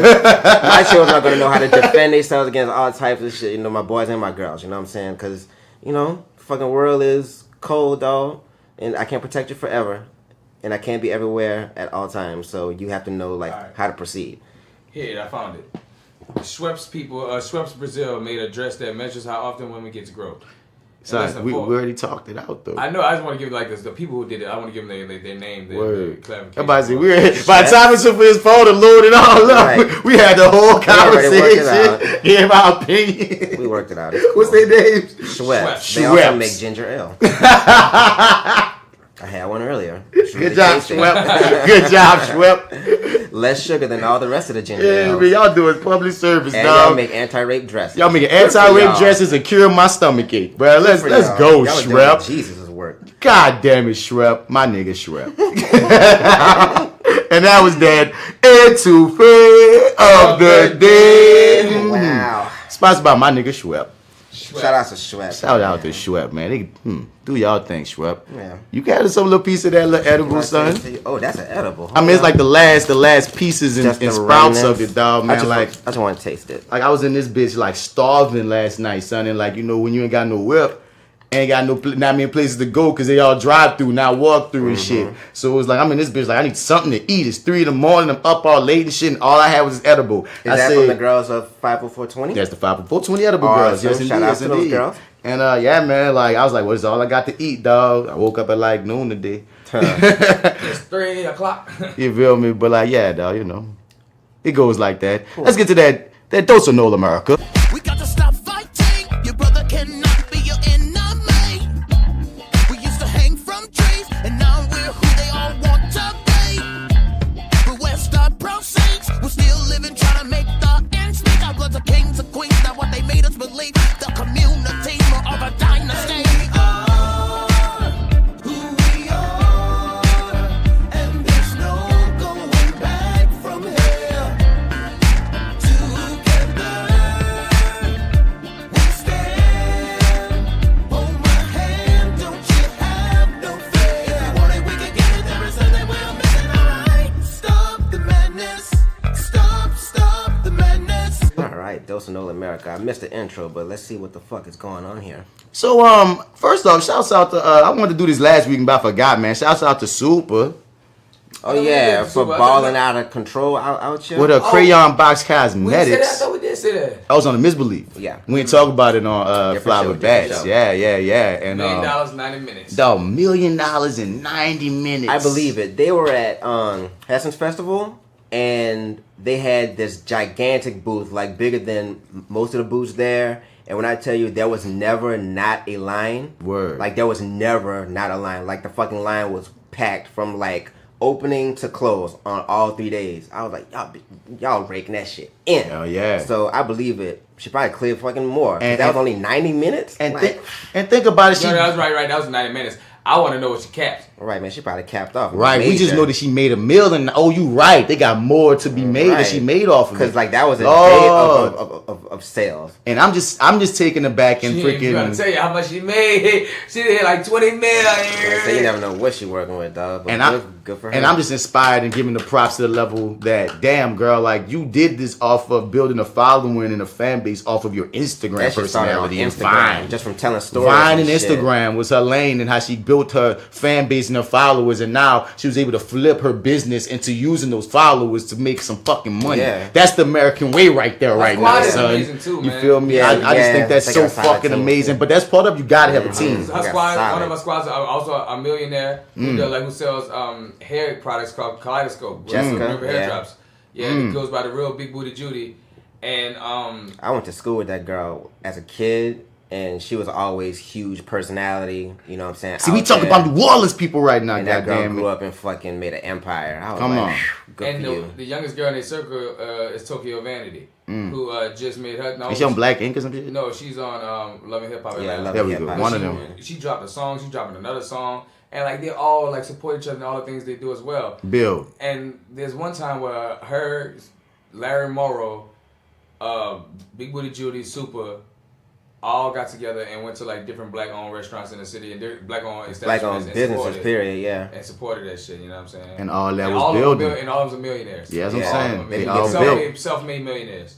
That's amazing to me, man. Yeah. And that's happening right in our Homegrown. backyard. Homegrown. Homegrown. We You heard next. me? You We on dig? deck. You like baseball? We next. on We deck. next. You dig? Also up in the Dose of NoLA'MURICA, 1 arrested, 2 on the run after trying to break into Orleans Parish Jail. Now, when I first heard that, I was like, okay, you just had to go back to see your boyfriend. You know what I'm saying? You couldn't stay out. That's that love. Oh, so you in love in love. Love, but nah. All right. When I heard this on the radio at first, though, I want to say it, but I couldn't because I was working.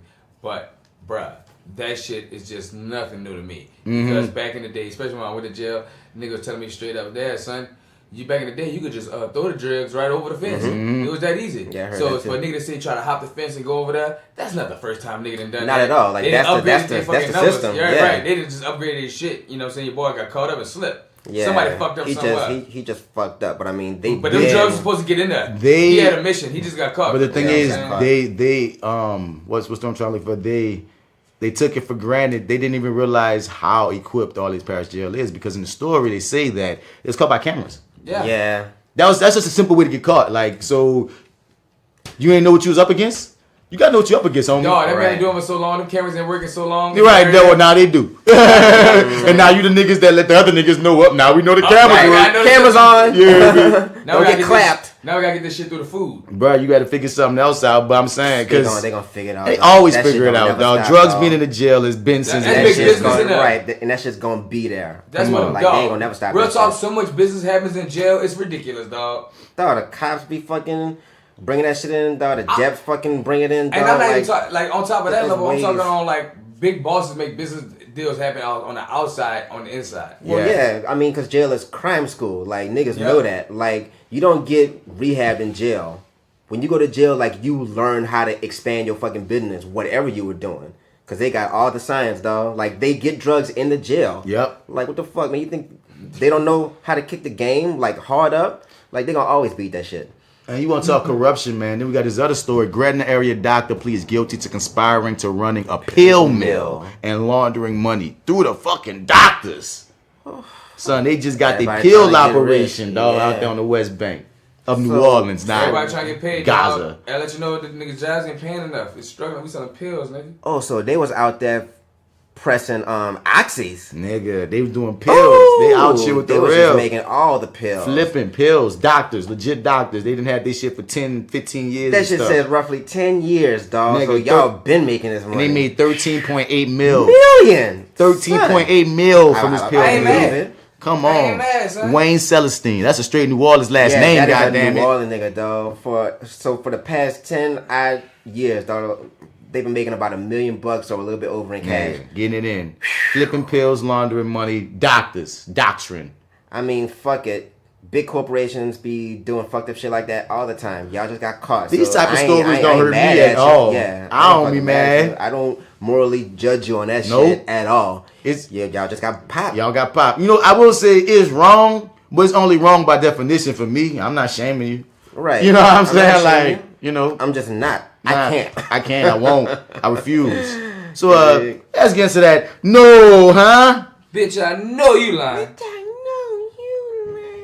Bitch, I know you fucking lying. I know you fucking lying. Bitch, I know you fucking lying. I know you fucking lying. I know you fucking lying. So, What happened? What happened? just read the title, dog. Y'all tell me what y'all think. Florida Florida man. man busted for tricking over 150 straight dudes into doing gay porn. Okay, this is fake news. Right. I don't see how can you get tricked into doing gay Yeah, porn. what's the And you what's the still do context? it? A Florida man who posed as a housewife pled guilty to making secret sex tapes with unsuspecting straight men. So, are you a post-op trans person? Nah, son. Like how? Nah, son. He reportedly taped himself having sex with at least 80 unsuspecting straight men to produce internet porn videos. He admitted to engaging in sex with 150 men, with over half of them unaware they were being filmed. Allegedly. He lured men. He was boom. Screen name Susan Leon 33326. I'm not buying this. I think it's a gag article because, like, unless you're a post-op trans person, I don't see how you can trick a hard-up cis male that he's having sex with a woman. 80 to 150 of them. And just by anal sex alone, like, let's go to the main article. The Miami Herald. Man who posed as a housewife pleads guilty to making secret sex tapes with 150 men. I want to know, like, I think you're going to jail with secret sex. A South Florida man who, this is a Miami Herald now, who cross-dressed as a woman and taped himself having sex with at least 80 unsuspecting straight men to produce internet porn, pleads guilty Thursday in Miami federal court. So how did you hide the dick? He's pleading. Brian Denny Moister, however you say his name, 33, admitted engaging in sex with 150 men. It's the same story, dog. Looking like a real story. He's pleading and being guilty of making porn videos, but for them to think that this is a woman that he tricked 150 men, I don't believe that.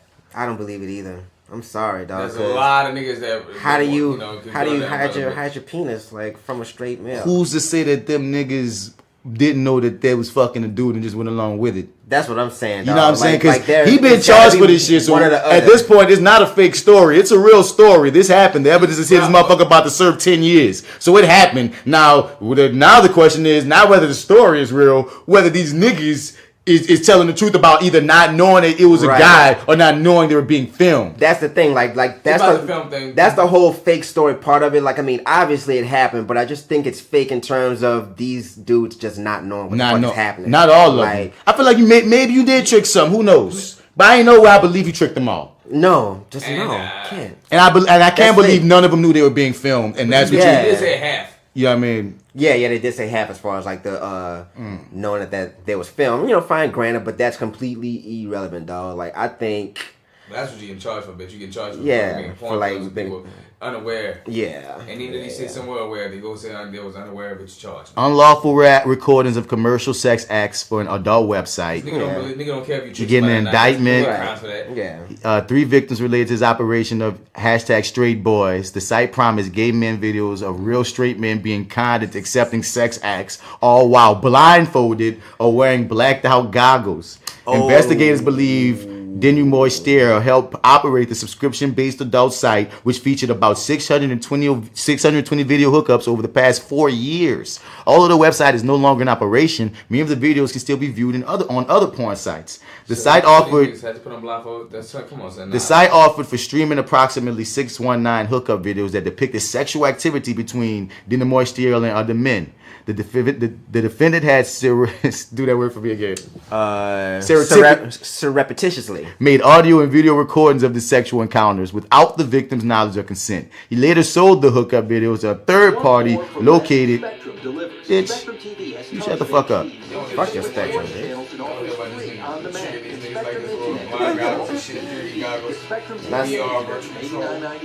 Now the whole blindfold thing kind of adds a layer of the tricking part to it. To me, because I mean, okay, what you couldn't see, you can only feel. So you might have got tricked, maybe. It depends. Like I said, it's not impossible that you got tricked, but it's just a large number of niggas not knowing a dick and some balls is there. All you can do is take the ass.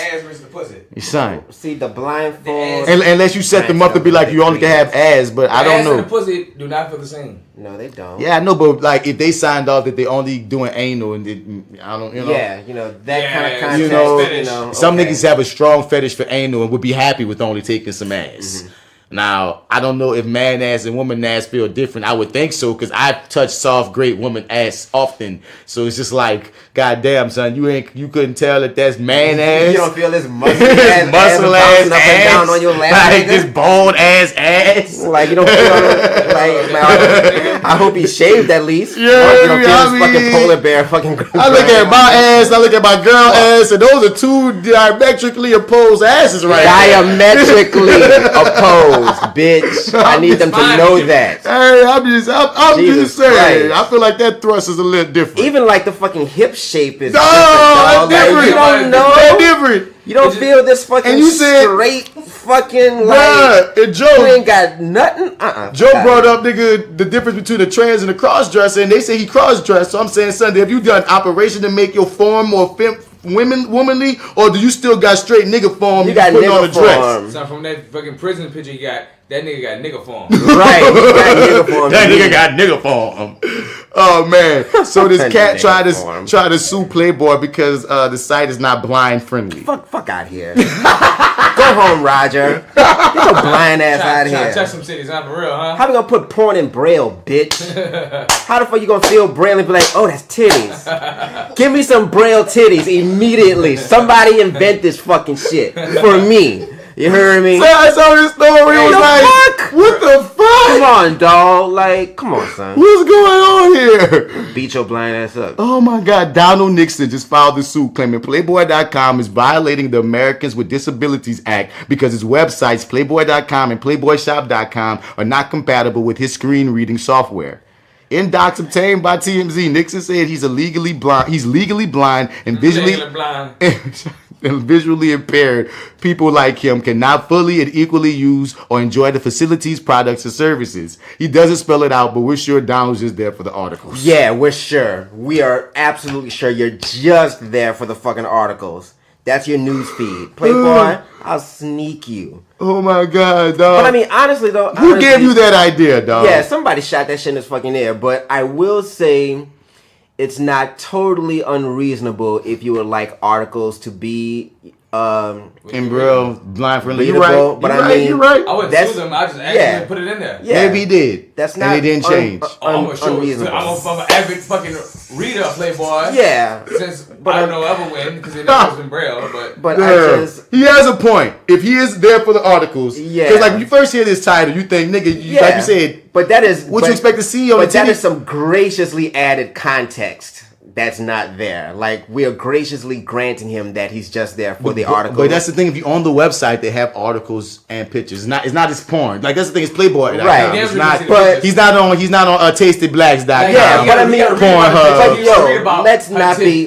be fucking coy though. Yeah, Like, we man. know what Playboy is, and we know why niggas go to Playboy, because they want to see shit, not read shit. Or maybe he go to read. Like I mean, there's some good reading. Because I'm vouching for that magazine ain't what it used to be. That magazine It's got a not. lot of articles now. It ain't It's just not. titties. They got like them not. articles I is always thick have with articles articles. with the titties. Yeah, but now it's less titties, more articles. And honestly, I'm not surprised with that. I used to have a stack of them, and honestly, like, I ain't gonna lie, some of the articles in Playboy do be really, really cool. Like, Some of them go- they do talk make about world some issues and shit. No, Big like titties. no, the sex articles, like the sex Oh, that is- articles yeah. do be kind of cool. My son, as You know soon what as he I'm had the saying? epiphany, was like, well, you know what?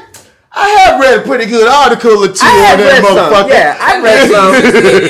I read So you know what, blind nigga? I think we kind of I we can't with be you. too mad. We kind of with you, dog. Make some blind Playboy, man. And get some money out them bitches, man. I'm always down for the underdog. You know what? Yeah. Go get them bitches, Go get man. them, son. You have dead, Go man. Get that money. And there's not like they be paying them women enough money any goddamn Right, way. also true. You So be go taking ahead. them in at like 16 and then keeping them till they 25 and throwing them away. You know Right, what? you talking Get about that that. money. Go get your money, dude. Get that money, man. Let's get a hero highlight, bro. All right. Who's gonna say it? And we all happy, feeling good inside. Cause people doing good in the world of pure fuckery. Like the shine a light, on a person, on a nigga, doing good. In the pure world of pure fuckery. Fuckery. Oh, what did I just see though? Bill Maher's a hoe? He is a hoe. Oh no. Bitch ass Bill Maher coming at Stan Lee with his hoe ass. Oh no. All right, the Kings. Oh, I got two favorites right here. You mean the Reginas? Yeah. I both, love both of them. I do. Regina Hall and Regina King win major acting categories at the New York Film Critics Circle Ah, cool. Awards. Who would have thunk these two chicks from like this? You know, they come from like not where they come from, but they've been in some shit that was very more comical than anything. Come up into be in these major roles and these major points, dog. Hall more than King.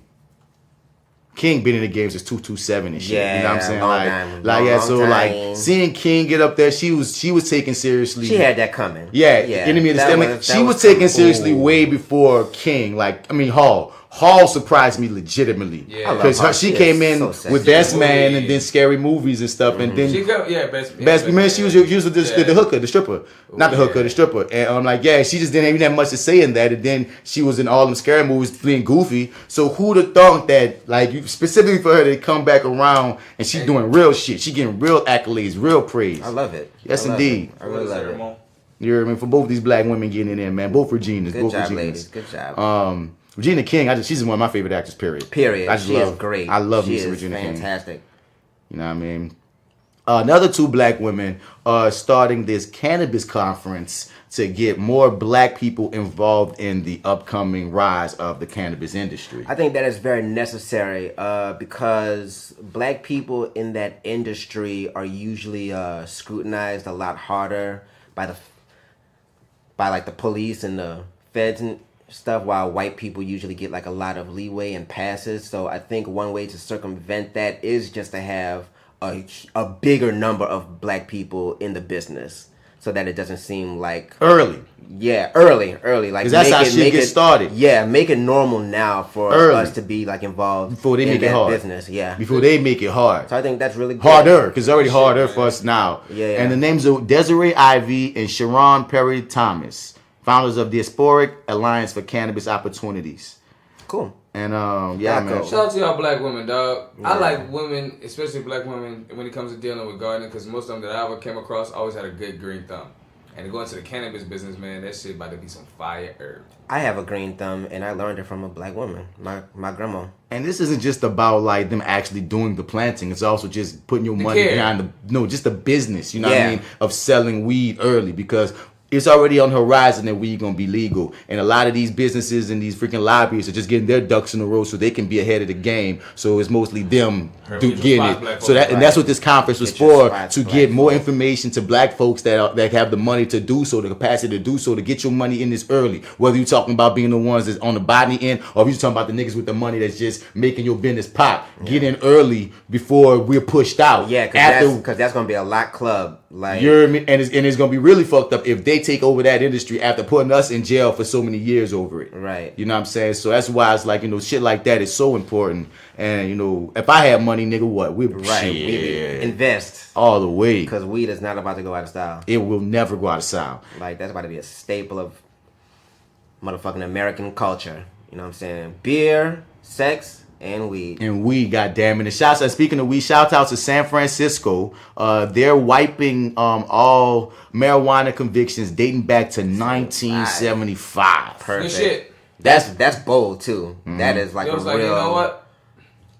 That is a real step, dude. Like, I hope they let some people out of jail that's sitting in there now for fucking growing and possession of all the parts of Cali have been. Shit. Okay. Yeah, I remember. I think, or was it Cali? It was one of those spots. It might not have been Cali, but I remember one of the things that we read might have been Colorado. But they was letting niggas out. So let them out. Hard about that weed in California back in the day, dog. As much as California's been smoking weed all this time, niggas used to be hard. Very, very hard up. Weed, dog. Right. It was very weird to be out there knowing that it's the land of the weed, and the fucking cops will snatch you for that shit. Fuck you up. LAPD is notorious. LAPD especially. Yeah. But like cops in San Francisco too. That's the ones that be hitting. We hear a lot of killings from Oakland and San Francisco. Mm-hmm. Them cops out there gun happy. I know that for sure. I've been out there. Mm-hmm. Yeah.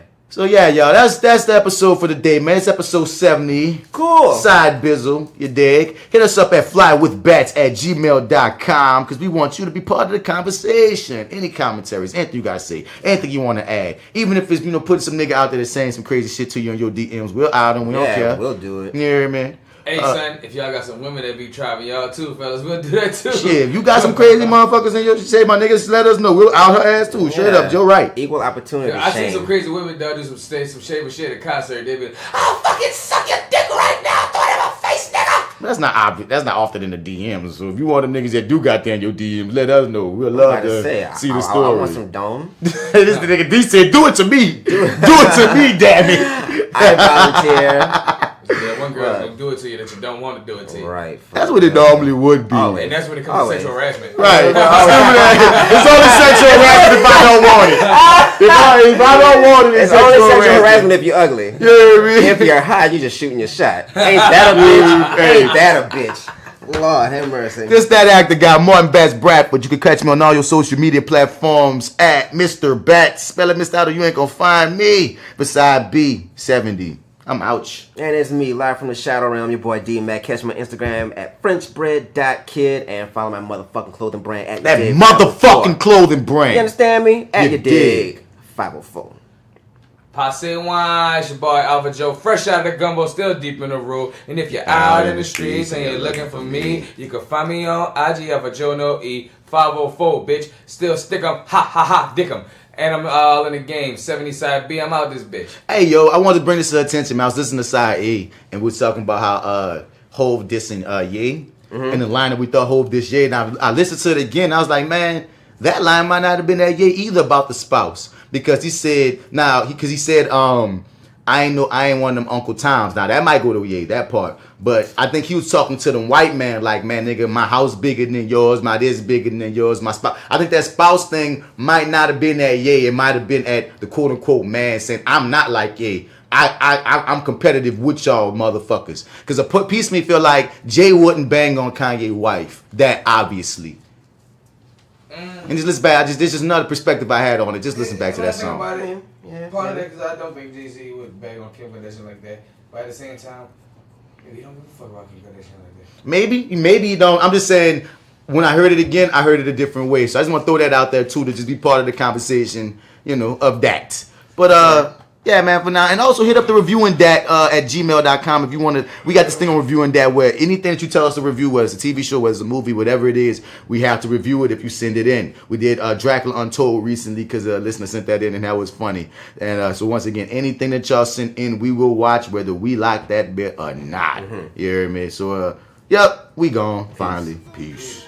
Yeah, chillin' on the couch, hand on my pouch, just waking up, watching Homeboy House, thinking about the day I had to press rewind, play, when I said being a doctor was my goal, ambition, thing I wanted to be, until I learned the work that it took, and I would be in infinite debt, then I imagine myself, 80 years old, dead with debt over my head, too much doubt, gotta go another route, once I got on the music, I ain't never getting out, I envision my life and how I'ma live it out, kids and a wife, I hope I figure it out. So until then, rule 10, gotta wrap it up, cause life moves on even if we get stuck. So I turn back on the tube, now I'm on a cool, watching set it off, wishing I would make moves. The Tipo was a fool, but the blues, it will hit ya. So you stay inside so them bullets might miss ya. You can get your issue any single day, make beats at my home so I never fade away. Learning notes and keys, I gotta sit alone. I used to pray to God, but we don't get along. Preachers and believers trying to turn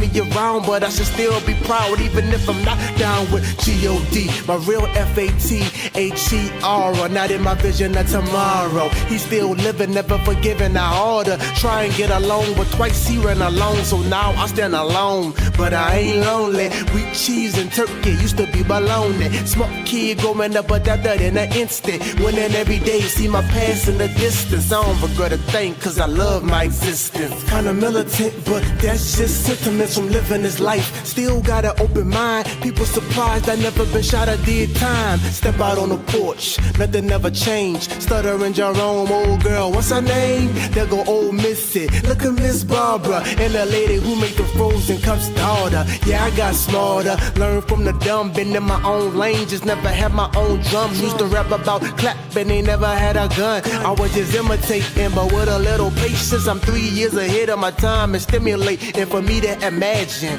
what would have happened if I was saving like every week. Cause living off pennies ain't sweet, it's bitter. You can be my nigga, but that don't mean that you fam. Trust is like putting a loaded 48 in the hand of a woman or a man who got ulterior plans. Now you're looking at your casket, the invisible man. Cars and the glam and entertainers demand. Isn't what I need, have me like Joe Queen, Phoenix. I'd rather never have an image, but shout out to the ladies in Jits, whoever did it. I ain't a known rapper, but I represent it. Up on the track, New Orleans to the ending. Looking at a picture, the past feels near, but I'm living in the now when she so last year. Gotta go to work, do I wanna go to sleep? Been up all night with this beat on repeat, but life don't wait and money don't make itself. I need stability, but what I want is wealth.